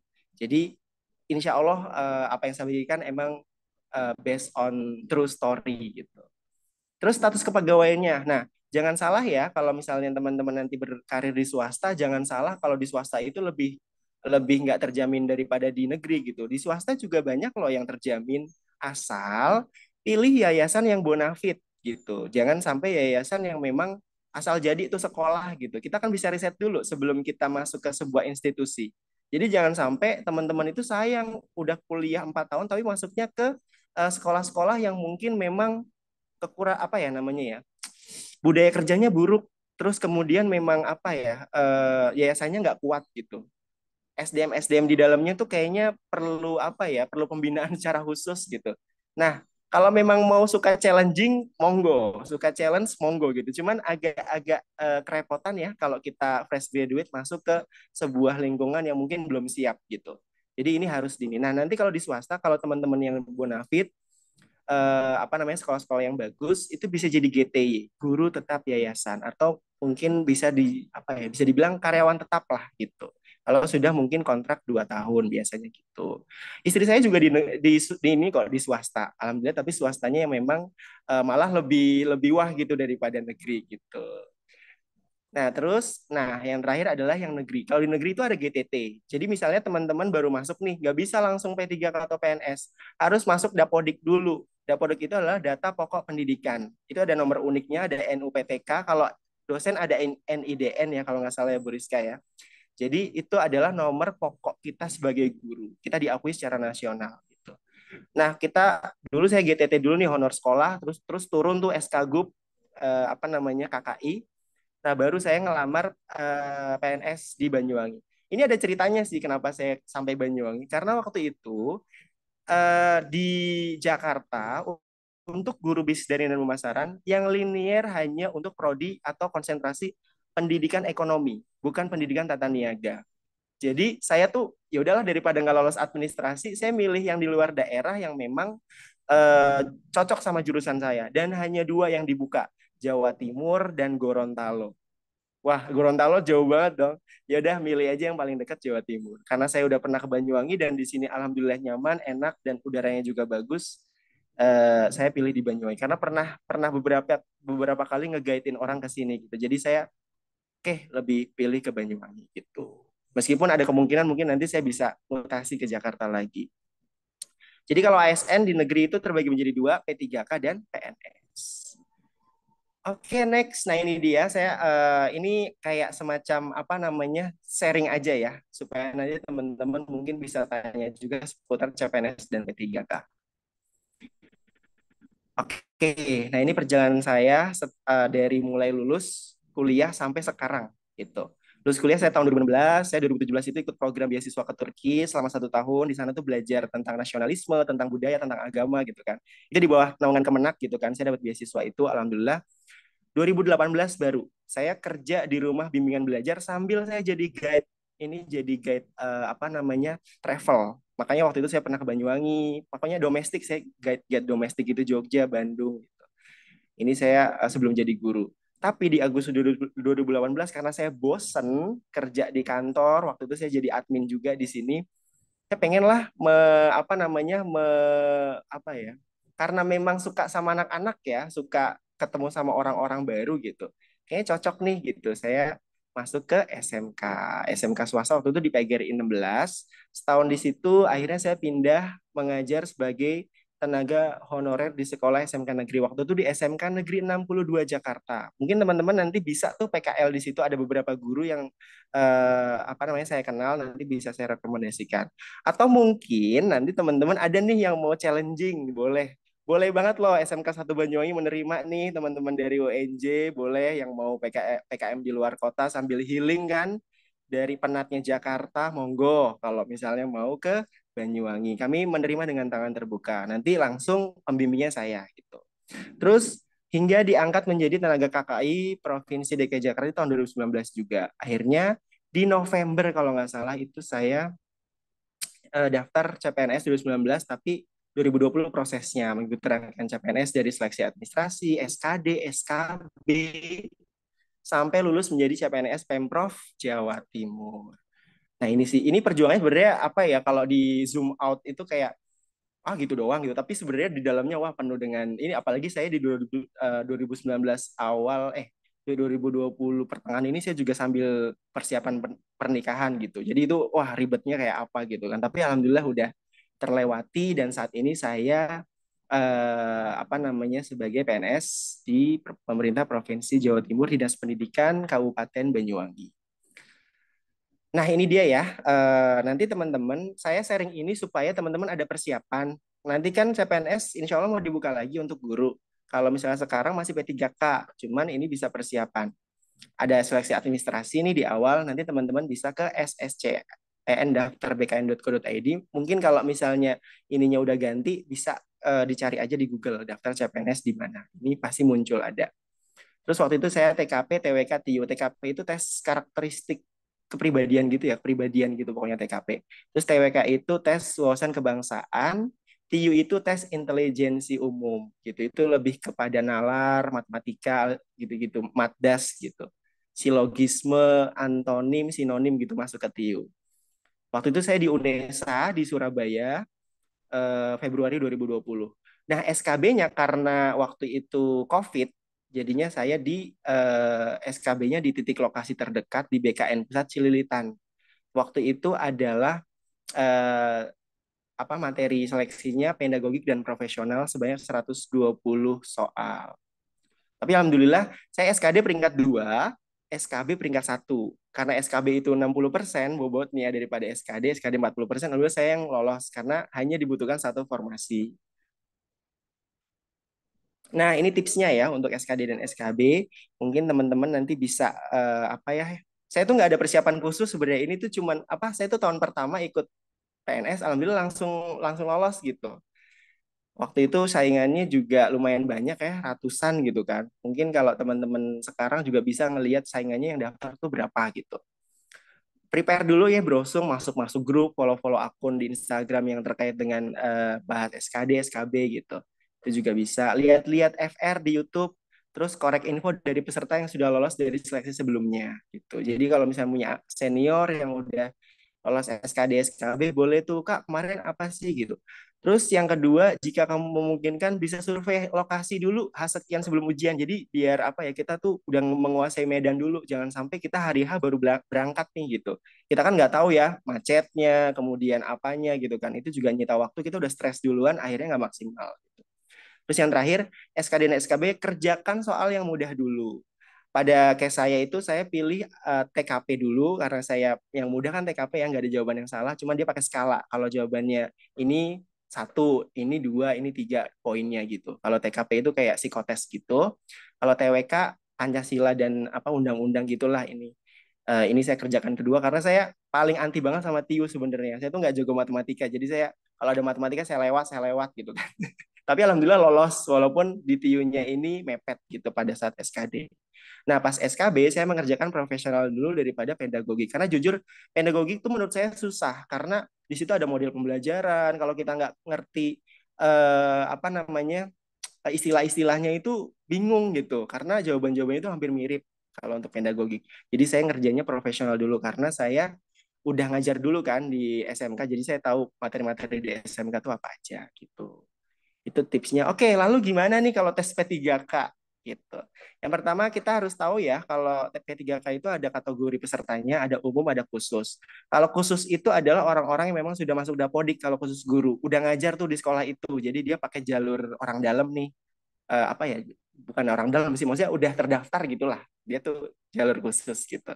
Nah, kalau umum buat fresh graduate, kemudian buat yang lulusan Prajab, nanti teman-teman ada nih ya, mungkin Bu Rizka juga udah sering dengar, ayo ikut PPG Prajab gitu kan. Apa sih itu kan gitu. Nah, itu adalah apa ya, pendidikan profesi guru sebelum jabatan. Kalau teman-teman nanti mau jadi guru digodok dulu tuh di prajabatan. Tapi sebenarnya daljab juga ada, yaitu dalam jabatan. Kita sambil ngajar tapi kita belum PPG, itu namanya nanti masuknya ke daljab gitu. Tapi sekarang nanti pemerintah akan gencar-gencaran di prajab karena nggak semudah itu untuk menjadi guru di sekolah-sekolah gitu. Karena kalau misalnya, terutama di negeri ya, kalau di swasta mungkin masih punya ini apa namanya regulasi internal. Kalau di negeri sekarang udah tingkat nasional, jadi diutamakan guru-guru yang sudah lulus prajab gitu. Dan udah nggak nerima honorer. Mereka harus lulus seleksi P3K kalau nggak salah. Jadi nanti teman-teman bisa berkarir awalnya kayak saya dulu, di swasta aja dulu. Yang penting masuk Dapodik dulu. Habis itu kalau misalnya mau ke negeri, bisa cari-cari info untuk pindah ke negeri gitu. Tapi kalau memang kerasan di swasta dan memang lingkungannya bagus, ya lanjut aja berkarir di swasta. Nggak ada yang salah. Yang penting itu adalah pengabdiannya gitu. Intan di lumpur tetap bersinar. Yang penting itu kita gitu loh. Kita pembawanya seperti apa, mau dimanapun kita, pasti kita kepake gitu. Terus tahapan tesnya kalau P3K itu ada apa aja? Yang pertama administrasi, sama komputer assist test ya. Di sini ada CAT-nya, kompetensi teknis, manajerial, sosiokultural, sama wawancara. Untuk lebih jelasnya nge-YouTube aja. Ini udah banyak banget yang dibahas-bahas gitu. Nah, ini lamannya ya. Kalau teman-teman sekarang tuh udah gamblang banget dijelaskan di BKN, mulai dari gaji juga ada. Kalau di Pemda ini gajinya berapa sih? Kalau di dinas ini gajinya berapa? Teman-teman tinggal pilih aja tingkat pendidikan teman-teman di sini nanti diklik. Terus abis itu cari prodinya, berarti kan pendidikan ekonomi gitu. Cari instansinya apa. Nah, ini dicari formasinya ada apa enggak gitu. Nah, ini dibukanya periodik ya. Jadi enggak setiap hari kalau misalnya ngecek dibuka gitu kan. Jadi nanti kalau ada woro-woro CPNS buka gitu atau P3 kan buka, ASN buka. Nah, buru-buru nanti dicek kalau misalnya tadi kan banyak tuh yang mau jadi ASN. Boleh banget dicek supaya eligible nggak sih? Maksudnya ada nggak sih terdaftar nggak sih prodi kita untuk di beberapa instansi yang pengen kita ikutin gitu. Next, untuk pengalaman mengajar ini yang terakhir ya, sesi terakhir. Saya ketika mengajar itu nanti mungkin bisa dipraktekkan teman-teman ketika lagi magang mengajar gitu. Jadi teman-teman kalau misalnya sudah masuk ke Dapodik itu biasanya kita memanfaatkan akun belajar.id dan PMM. Mungkin kalau dosen juga ada ya Bu ya akun sendiri gitu ya, yang dari univnya atau mungkin dari pemerintah gitu. Nah ini kayak gini, kayak akun belajar.id saya itu tuh Canva itu udah nggak bayar karena pendidik itu difasilitasi pakai Canva Pro gitu. Quizzes juga, terus kita juga drive-nya di Google itu unlimited gitu. Kalau misalnya kita pakai akun belajar.id gitu. Syaratnya apa? Syaratnya masuk Dapodik dulu sebagai guru. Terus, nah ini akun pembelajarannya, kita masuk belajar.id, ini udah terintegrasi. Kita juga jenjang untuk profesionalitas guru, kinerja guru juga dinilai dari sini. Ini misalnya ini PMM saya ya. Di sini ada pengembangan diri, ada komunitas. Jadi ada komunitas senusantara nih guru yang mungkin suka literasi, suka membaca, komunitasnya ada di sini. Terus kalau nanti kita udah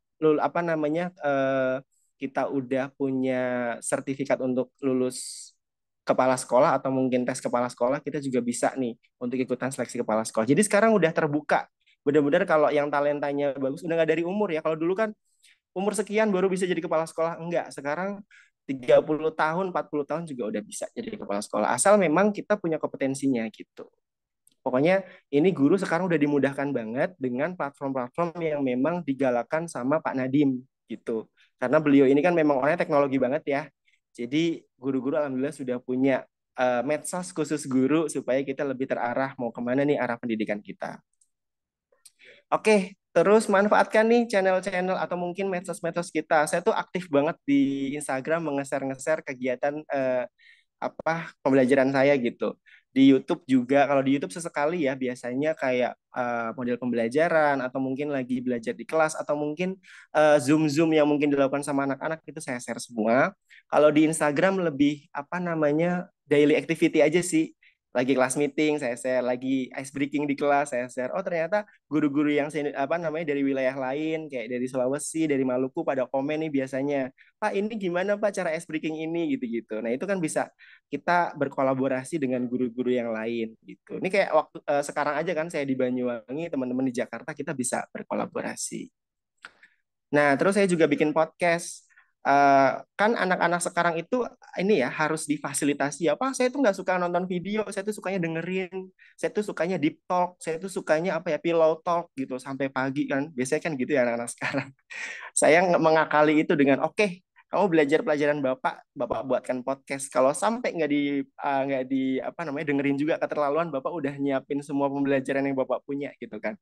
Akhirnya ya udah guru harus bikin podcast. Oke, kita bikin. Boleh mampir di Podsure, podcast Pak Sur di Spotify sudah ada. Jadi nanti kalau teman-teman mau ini tapi udah lama vakum ya karena waktu pas pandemi itu lagi gencar-gencarnya, sekarang episode-episode belum berjalan lagi. Mudah-mudahan ada semangat di 2024 dengan semangat baru, mimpi baru dan juga pembelajaran yang baru. Ini mudah-mudahan menjadi inspirasi teman-teman nanti karena anak-anak sekarang itu macam-macam diferensiasinya gitu. Mereka tuh ada yang suka audio, yang suka video, yang suka kinestetik gitu. Kita guru harus mampu memfasilitasi itu semua gitu. Terus manfaatkan platform belajar lainnya seperti Canva, Telegram, Quizizz itu juga penting banget. Mungkin kalau teman-teman di sini udah familiar ya. Jadi nanti kalau misalnya lagi PKM atau praktik pengajar, dimanfaatkan tuh fitur-fiturnya karena nanti apa namanya guru-guru di sekolah yang jadi pamongnya teman-teman itu senang banget kalau dikasih, Bu, ini nanti kita games ya di kelas ini gitu. Bu, nanti saya buatkan ini ya pembelajaran ini gitu. Jadi mereka senang tuh kalau kayak gitu.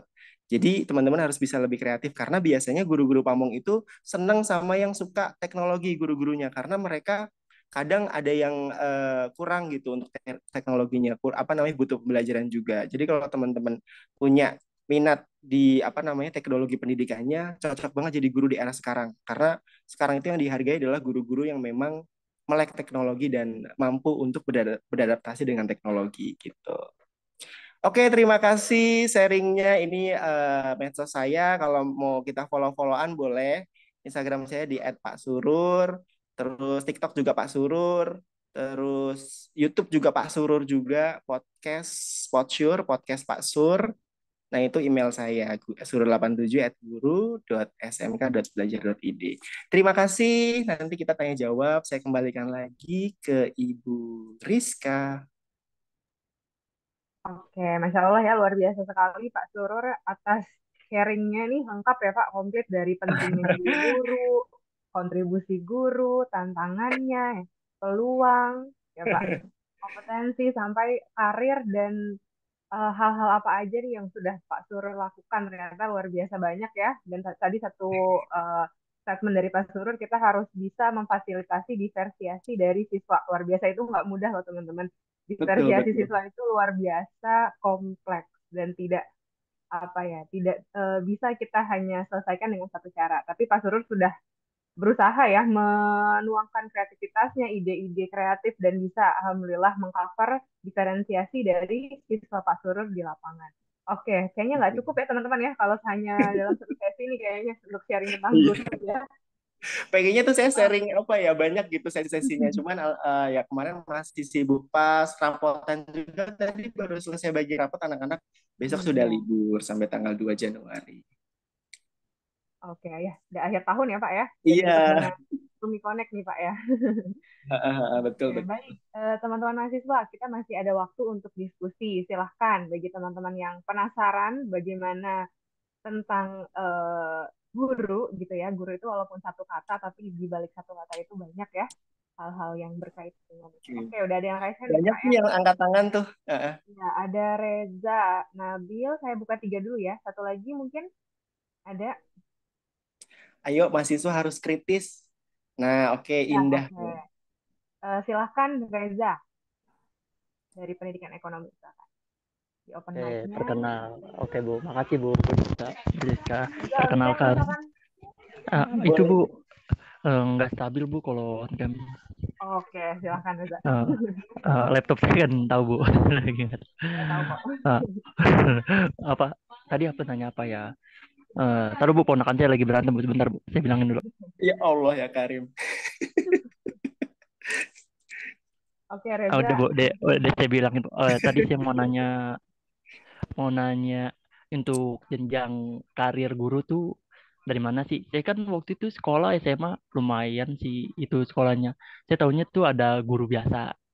Guru guru apa sih? Guru bukan PNS, PNS ada kesiswaan, ada wakil kepala sekolah. Apakah itu mempengaruhi gaji? Terus bagaimana sih cara mencapai ke situ untuk bertingkat dari jenjang pendidik apa karir guru? Kedua, kan ada ya influence di mana lah kita tahu kalau dia tuh condong kalau kualitas guru tuh di Indonesia begini begini begini begini. Apakah ada program pemerintah yang benar-benar udah bisa mengatasi sehingga kalau kita terjun nih amit-amit dah kalau kualitas saya jelek jadi guru bisa saya tingkatin lagi atau kita emang survive sendiri buat ningkatin skill itu. Soalnya seakan-akan tuh pendidikan buruk ya jatuhnya di guru. Jadi tuh bahkan sekelas menteri aja bilang eh, ya udah harapan apa ya, itu hadiahnya tuh surga. Sekelas menteri aja itu ngomong kalau guru tuh nanti hadiahnya tuh surga. Kayak nggak perlu kasih tahu lah siapa itu namanya. Jadi tuh kadang saya skeptis juga jadi guru. Ya udah cuma ladang pahala doang. Sedangkan kesejahteraan itu ya bener-bener ya guru kan manusia, bukan malaikat, bukan robot juga sebenarnya. Butuh uang, butuh buat pendidikan anak gitu. Kasih. Oke, baik, Reza. Jadi ada 3 pertanyaan ya. Bagaimana jenjang karir guru? Apakah ada program pemerintah untuk peningkatan kompetensi guru? Dan apakah guru hanya sebatas untuk mengambil ladang pahala saja gitu ya, Pak? Dan balasannya surga gitu ya, itu dari Reza ya, Pak. Oke, kita tampung dulu Reza ya. Yang kedua adalah Nabil. Silahkan Nabil.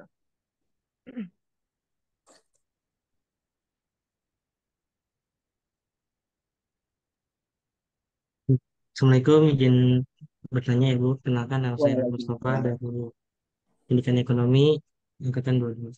Sini izin bertanya Ibu terkait tadi menjadi guru ya. Bahwasanya memang agak berat. Nah, saya ingin bertanya nih, khusus ketika kita sedang mengajar, kan mahasiswanya bahkan banyak itu bisa dibilang. Lalu bagaimana kita caranya membaca psikolog masing-masing dari siswa sendiri gitu. Karena kan kita sebagai guru penting gitu untuk membaca pribadi masing-masing dari siswa itu. Itu aja mungkin yang saya dapat tanyakan. Terima kasih. Oke, Nabil ya, bagaimana cara mengetahui bukan karakter ya, psikologi siswa saat di kelas gitu ya, saat mengajar, karena kita kan harus menyesuaikan dengan treatment ya Pak di kelas itu seperti apa. Oke, selanjutnya dari Indah. Ya, baik. Terima kasih Ibu. Terima kasih Bapak telah memberikan saya izin untuk bertanya. Tadi kan sudah disebutkan ya, tantangan yang dihadapi oleh guru itu ada dukungan emosional. Dan ketika misalnya kita dihadapi sama anak murid atau mahasiswa ya, kalau dosen itu kayak di mata kuliah atau mata pelajaran itu kayak susah nangkep gitu. Itu kan termasuknya tantangan emosional gitu ya Pak. Dan itu gimana sih untuk caranya kita mengatur gitu Pak? Atau mungkin cara Bapak tersendiri gitu buat ngatur emosional Bapak untuk menghadapi anak yang seperti itu Pak. Terima kasih Pak. Oke, udah ya pertanyaannya bagaimana sih Pak kita untuk bisa menghadapi siswa yang kadang-kadang kalau dijelasin tuh masih belum paham gitu ya, dan itu kan termasuk dalam tantangan dalam dukungan emosional guru sendiri. Oke, baik, mungkin itu Pak, silakan saya kembalikan ke Pak Surur untuk menjawab pertanyaan dan penasaran dari mahasiswa. Oke. Baik, terima kasih ya Reza, Nabil, Indah. Masya Allah, pertanyaan-pertanyaannya berbobot semua. Reza, oke. Gimana tuh, ponakannya udah nggak ribut ya? Reza tadi nanya terkait dengan gimana sih, apa ya, program pemerintah mungkin ya yang bisa mengakomodasi bahwa guru itu bisa kualitasnya bagus atau enggak. Tadi saya sudah jelaskan gitu. Jadi si apa namanya, eh, pemerintah itu melalui Kementerian Pendidikan, Ristek dan Teknologi gitu, itu sudah meluncurkan aplikasi PMM. Itu platform Merdeka Mengajar untuk khusus semua guru gitu. Nah, di situ kita sebagai guru itu memang apa ya, dituntut untuk profesional. Nah, di sini kalau ada anggapan bahwa apaan guru Indonesia belum ini gitu kan. Kita harus bisa mampu mengkualitaskan diri kita sendiri, jangan sampai kita dijudge gini gini gini gitu. Guru juga manusia biasa gitu kan. Cuman kan kita juga punya potensi untuk bisa profesional di bidang kita gitu. Kita nggak usah terlalu mikirin orang yang kayak guru mah gini gini gini gitu kan. Guru sekarang banyak loh yang sukses. Mungkin teman-teman mahasiswa atau mungkin Bu Rizka bisa pernah lihat ya guru-guru konten creator, guru-guru yang bisnis itu banyak komunitasnya.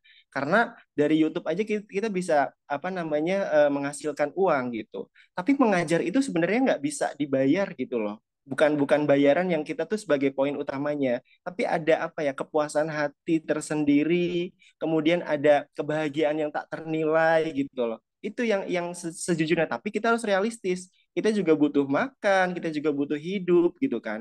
Makanya di sini saya coba ini kan bahwa guru itu harus kreatif supaya dia tidak terjebak sama zona nyaman dan ya udah gitu-gitu aja gitu. Tapi harus mampu melakukan pembelajaran yang inovatif. Akhirnya apa? Jadi instruktur nasional, jadi narasumber berbagi praktik baik, turut serta dalam pengembangan apa namanya pendidikan di daerahnya. Dan itu impact-nya juga ke guru itu sendiri. Kalau diundang narasumber kan nanti akan ada apa namanya apresiasinya lah gitu. Nanti kalau misalnya ini juga ada gitu.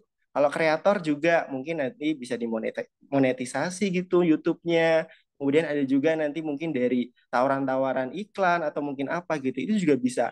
Dan satu lagi, kalau dari ekonomi biasanya guru-gurunya itu bisnis. Jadi teman-teman saya nih yang sekarang jadi guru itu banyak banget yang guru tapi ya bisnismen juga. Jadi nggak menutup kemungkinan ASN itu boleh loh berbisnis gitu.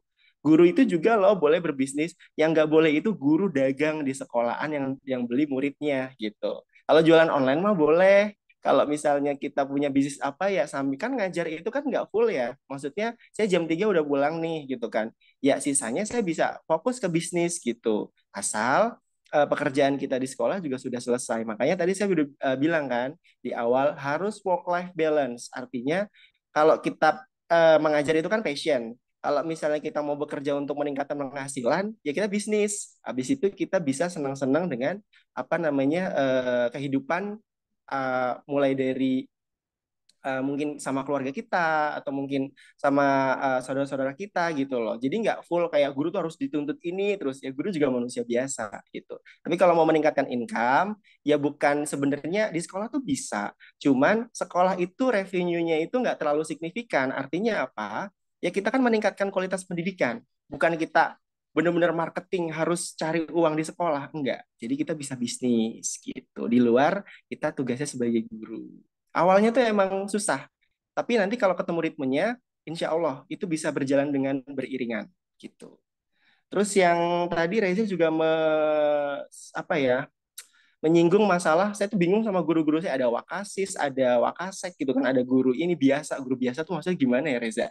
Jadi gini loh Reza, guru itu kalau awalnya kamu nanti mau berkarir jadi guru ini teman-teman mahasiswa yang lain juga, guru bukan nggak ada guru biasa sebenarnya yang tadi saya jelaskan ada guru honorer dulu kalau kamu misalnya di negeri ada guru honorer gitu kan di swasta juga gitu biasanya kontrak 2 tahun habis itu baru jadi GTY guru tetap yayasan gitu nanti kalau di negeri biasanya kamu diarahkan tuh sama kepala sekolah kamu udah masuk Dapodik nih Reza ayo ikut P3K ayo ikut PNS tuh pada buka gitu nah itu berjuang sendiri guru itu jadi jangan kayak apa guru itu mau disuapin tapi harus berinovasi sendiri nanti akan tersaring kok mana guru-guru yang memang passion di bidangnya mana yang memang guru-guru cuman kayak oh yaudah asal ngajar aja pasti nanti akan kelihatan 10 tahun ketika berkarir itu biasanya kelihatan oh ini memang guru yang memang passionnya ngajar oh ini memang guru yang memang cuman asal ngajar aja gitu bukan tugas pokoknya gitu itu akan kelihatan Reza ya kalau untuk wakasis waka kesiswaan waka kurikulum waka bidang humas itu tugas tambahan Reza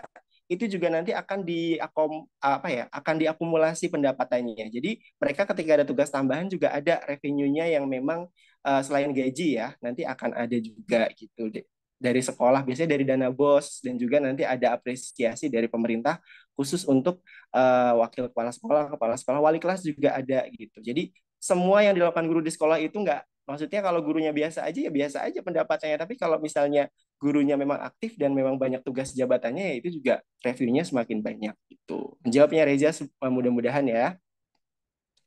Terus Nabil, bagaimana cara apa nih membaca psikologis peserta didik karena kan banyak ya guru-guru apa yang ngajar tuh nggak cuma 1 kelas 2 kelas gitu.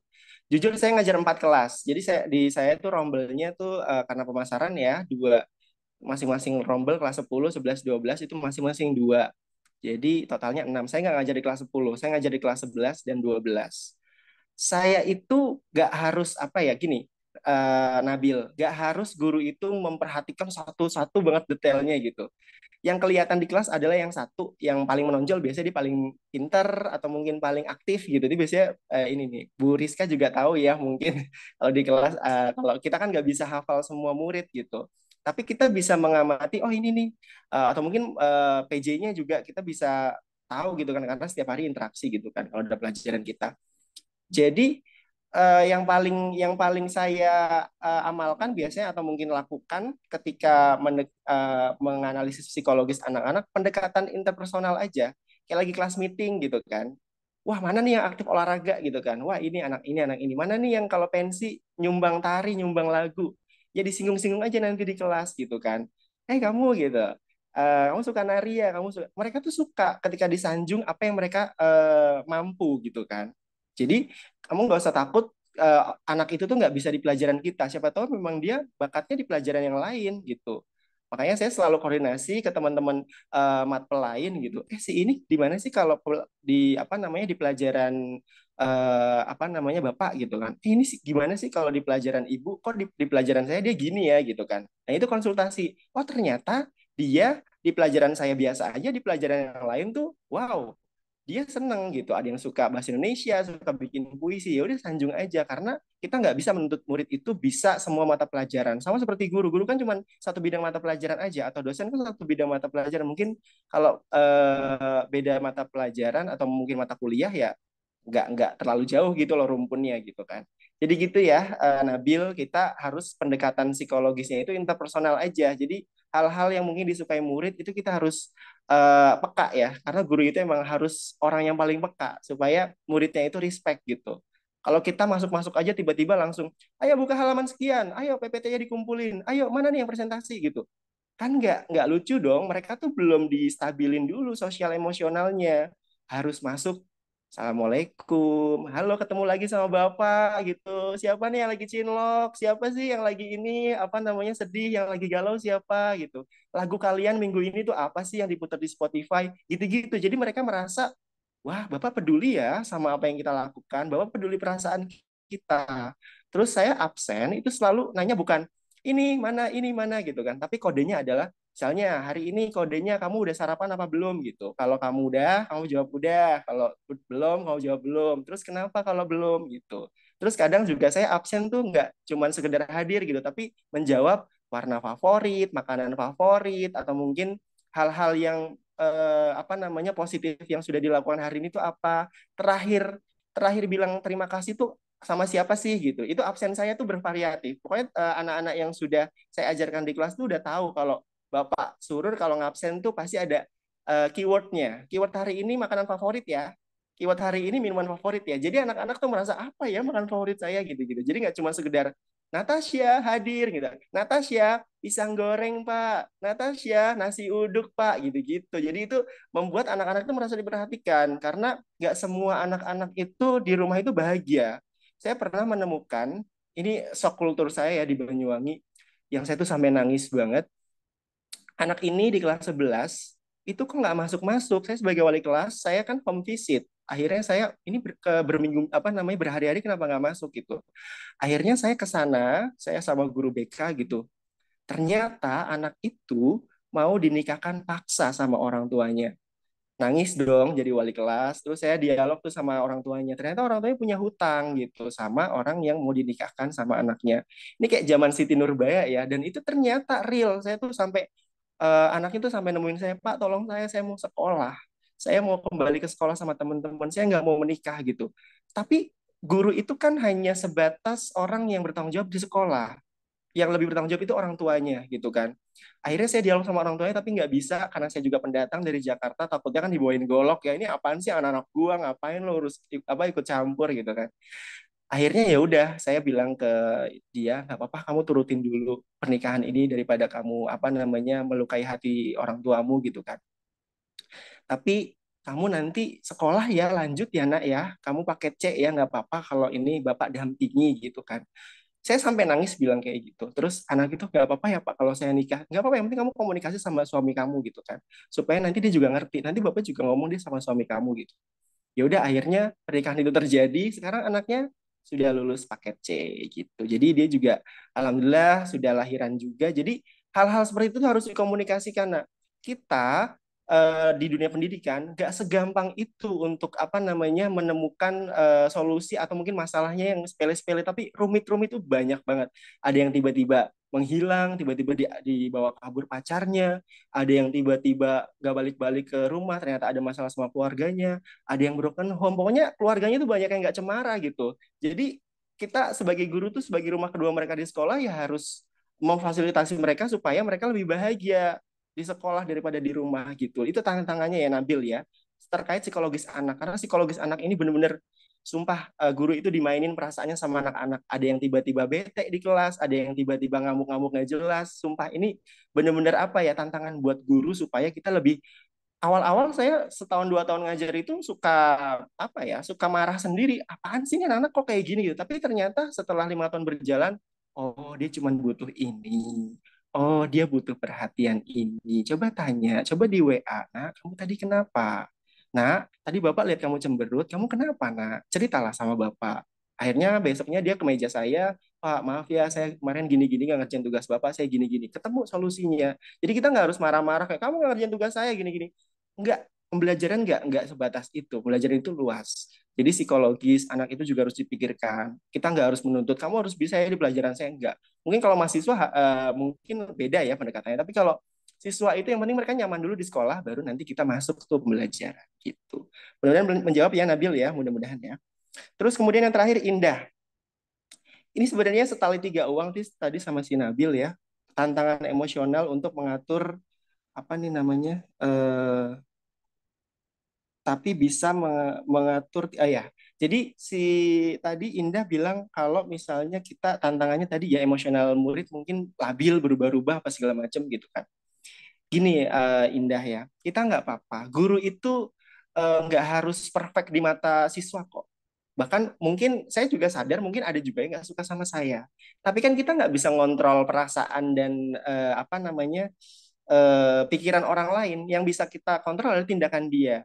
Ya kamu nggak suka sama saya, tapi kamu tolong apa namanya ikuti aturan main saya di kelas gitu. Jadi jangan sampai kita udah nggak suka sama orang duluan gitu kan, kita ngontrol tindakan dia gitu, apa ngontrol perasaan dia. Kamu harus suka ya sama bapak yang nggak bisa.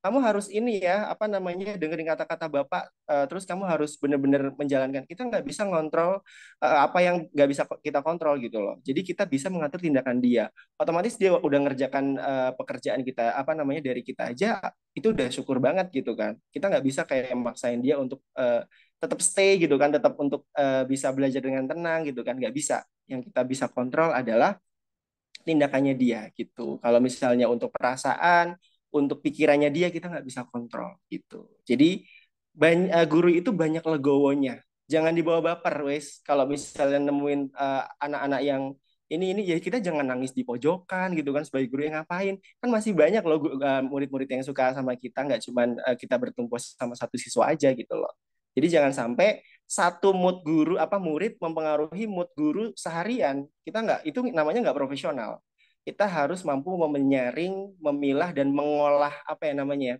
mengolah hati kita nih sebagai guru calon guru nih ya teman-teman untuk bisa lebih lapang lagi kemudian lebih sabar lagi dan juga lebih legowo lah intinya di situ sih mungkin saya kembalikan ke Bu Rizka. Oke, baik. Luar biasa ya. Jawaban dari Pak Surur yang memang sudah pernah menangani langsung ya Pak case-case seperti itu ya Pak di lapangan. Oke, ada lagi kah teman-teman yang ingin ditanyakan kepada narasumber kita hari ini? Saya buka lagi sesi pertanyaan kedua. Mungkin 2 orang penanya. Silakan, raise hand.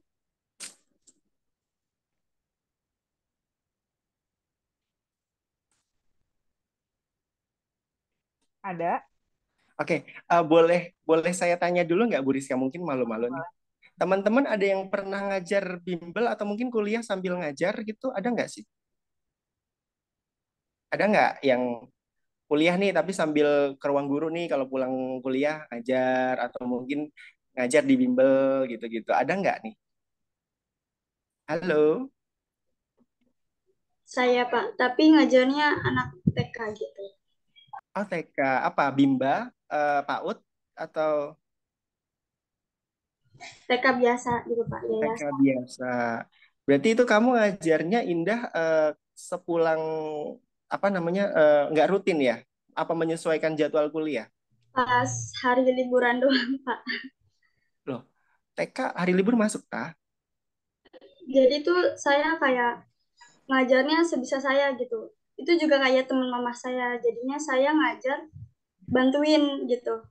Oh, guru bantu gitu ya, shadow teacher ya itu namanya. Oke, saya mau sharing sedikit. Kalau teman-teman mau berkarir sebagai guru, tolong latih nanti teman-teman itu bisa masuk dulu nih ke pendidikan non formal dulu.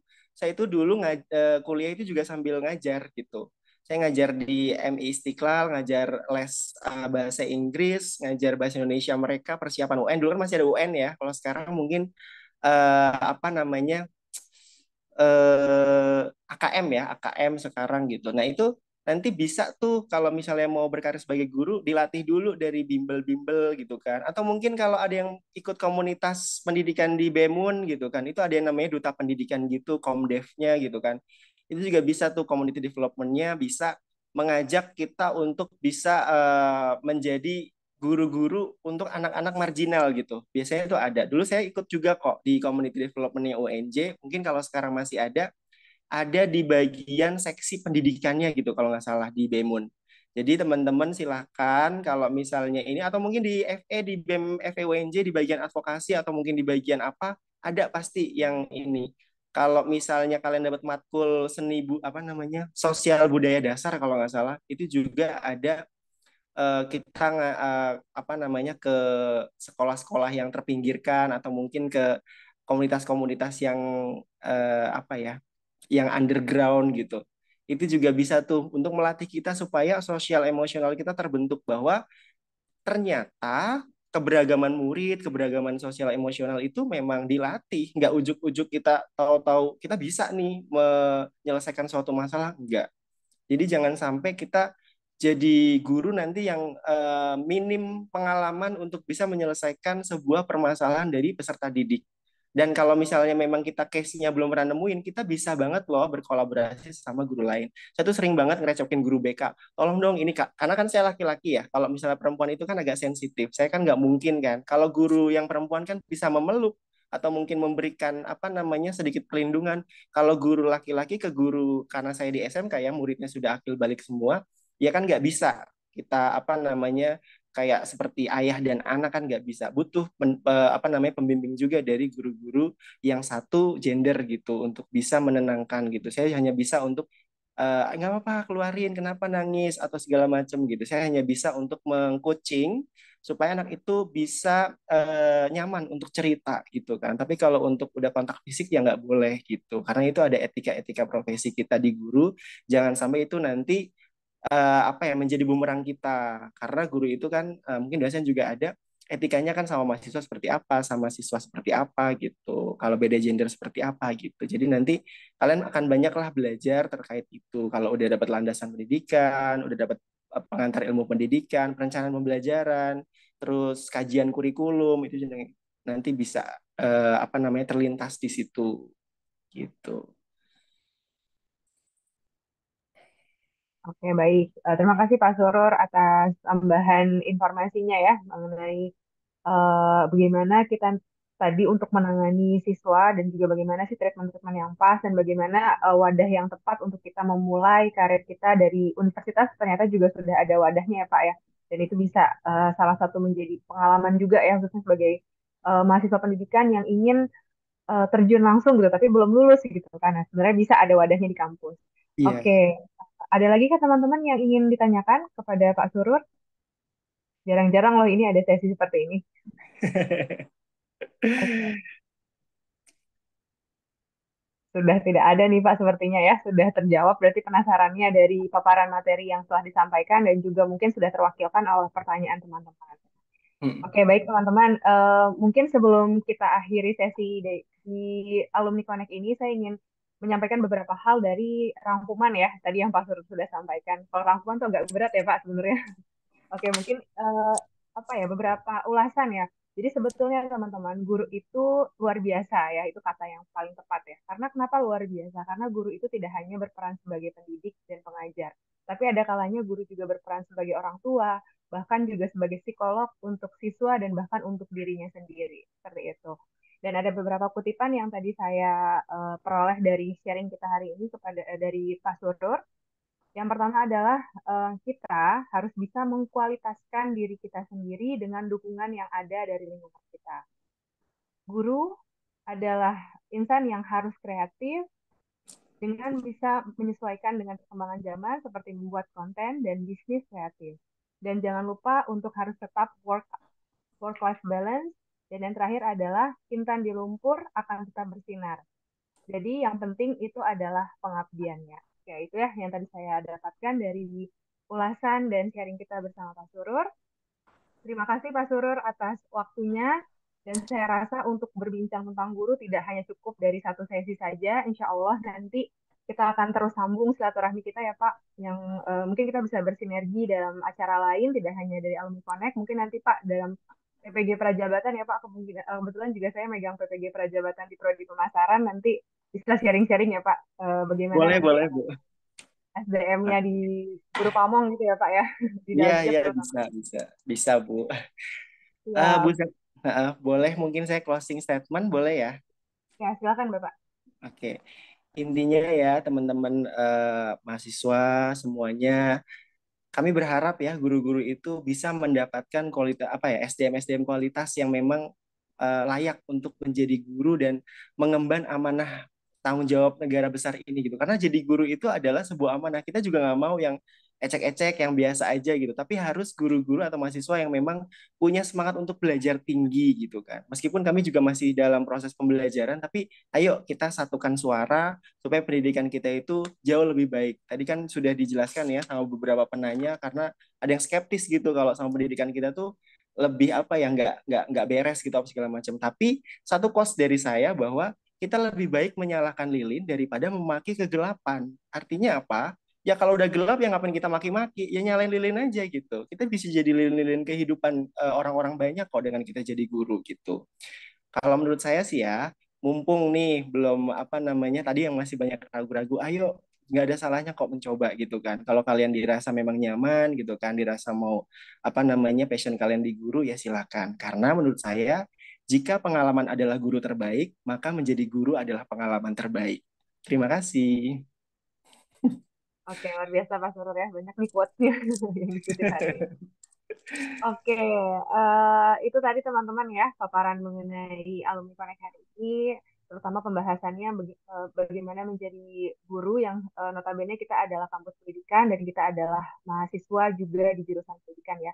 Insya Allah apapun yang telah disampaikan ini bisa memberikan insight positif, apalagi teman-teman tadi yang masih ragu-ragu ya mau jadi guru atau enggak, siapa tahu bisa login ke respon yang iya ya Pak ya, jadi nggak Iya, ragu-ragu iya, lagi. betul, betul, betul. Oke. Saya sebagai moderator mengucapkan terima kasih kepada Pak Surur atas kesediaannya untuk hadir bersama kami, membagikan pengalamannya, dan juga saya berterima kasih kepada teman-teman mahasiswa yang sudah menyempatkan waktu walaupun sudah di akhir tahun nih ya, akhir penutupan semester ganjil ya, yang masih berkenan untuk apa ya, untuk ikut di Zoom meeting kali ini ya, untuk menambah pengetahuan khususnya. Oke, saya sebagai moderator juga mohon maaf apabila ada kesalahan dalam memandu jalannya diskusi hari ini. Saya ucapkan terima kasih. Assalamualaikum warahmatullahi wabarakatuh. Saya kembalikan kepada Amos selaku MC di Waalaikumsalam. kegiatan. Baik Bu, terima kasih atas kesempatannya. Terima kasih atas Bapak Surur atas penyampaian materinya, atas sharing pengalaman Bapak selama menjadi guru. Kiranya materi-materi tadi yang telah disampaikan bisa menjadi bermanfaat untuk teman-teman sekalian. Sekarang akan ada sesi pembagian sertifikat untuk Bapak Surur sebagai narasumber. Oke, bagaimana?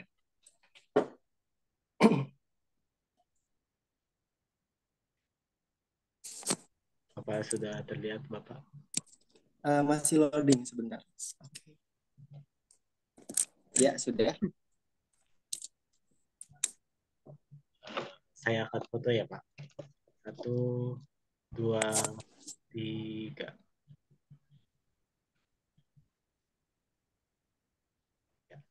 Terima kasih Bapak. Ya, sama-sama. Jika Bapak ingin melanjutkan kegiatan sebelumnya, diperkenankan untuk keluar dari Zoom meeting. Baik, terima kasih semuanya ya, Amos, kemudian Bu Rizka, terima kasih. Semoga kita bisa apa namanya bekerja sama lagi dan silaturahmi lagi gitu, supaya nanti bisa menyebarkan kebaikan-kebaikan lebih ini lagi. Ditunggu ya teman-teman mahasiswa kalau mau liburan di Banyuwangi, silahkan nanti bisa menikmati keindahan Banyuwangi, mau naik Ijen, mau ke nyebrang ke Bali atau mungkin ke Pulau Merah, ke Teluk Ijo dan sebagainya. Silahkan nanti berkoordinasi aja kalau misalnya mau mampir atau kita mau sharing di Banyuwangi, monggo bisa ke sekolah atau ke rumah saya. Baik, Bapak. Terima kasih, Pak Surur. Izin live ya. Yuk. Assalamualaikum. Terima kasih, Bu. Waalaikumsalam warahmatullahi wabarakatuh. Selanjutnya ada sertifikat juga nih untuk Ibu Rizka Zakia sebagai moderator pada siang hari ini.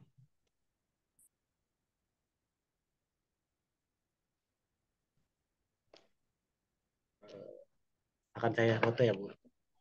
1, Baik. 2, 3. 1, 2, 3. Baik, terima kasih Bu atas kesempatannya. Jika Ibu ingin melanjutkan kegiatan, diperbolehkan untuk keluar dari sini. Oke, Amos, saya izin bertanya untuk mahasiswa, berarti setelah ini ada presenti ya? Iya, Bu, ada, Bu. Oke, nanti saya minta tolong diinfokan hasil dari presentinya ya, kepada saya. Baik, Bu. Oke, baik, terima kasih.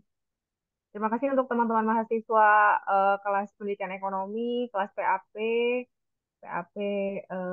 semester 5 ya, dan semester pertama ya. Terima kasih sudah join. Saya izin meninggalkan room ya. Terima kasih. Assalamualaikum warahmatullahi wabarakatuh. Waalaikumsalam Waalaikumsalam warahmatullahi warahmatullahi wabarakatuh. Waalaikumsalam, wabarakatuh. Bu. Terima kasih, Bu. Makasih, Bu. Nah, Terima kasih, Bu. Oke, selanjutnya ada sesi dokumentasi nih. Dipersilakan untuk menyalakan fitur kameranya. Setelah itu akan saya share link presensi untuk mengisi kehadiran pada siang hari ini.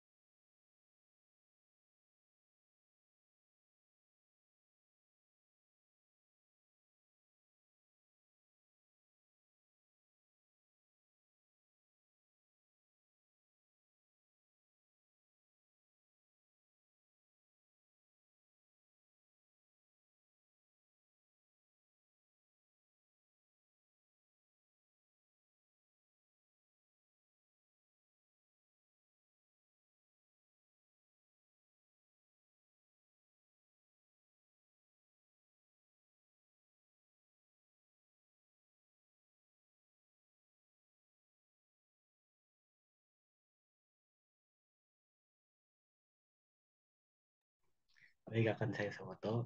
1, 2, 3. 1, 2, 3.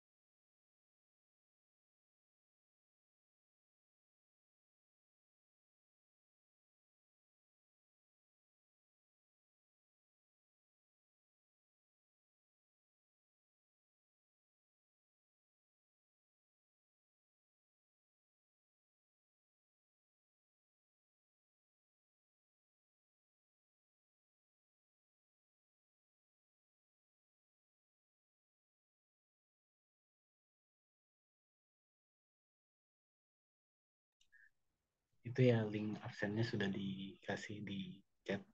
Silakan diisi dan kemudian dipersilakan untuk leave dari Zoom meeting kali ini. Terima kasih semuanya.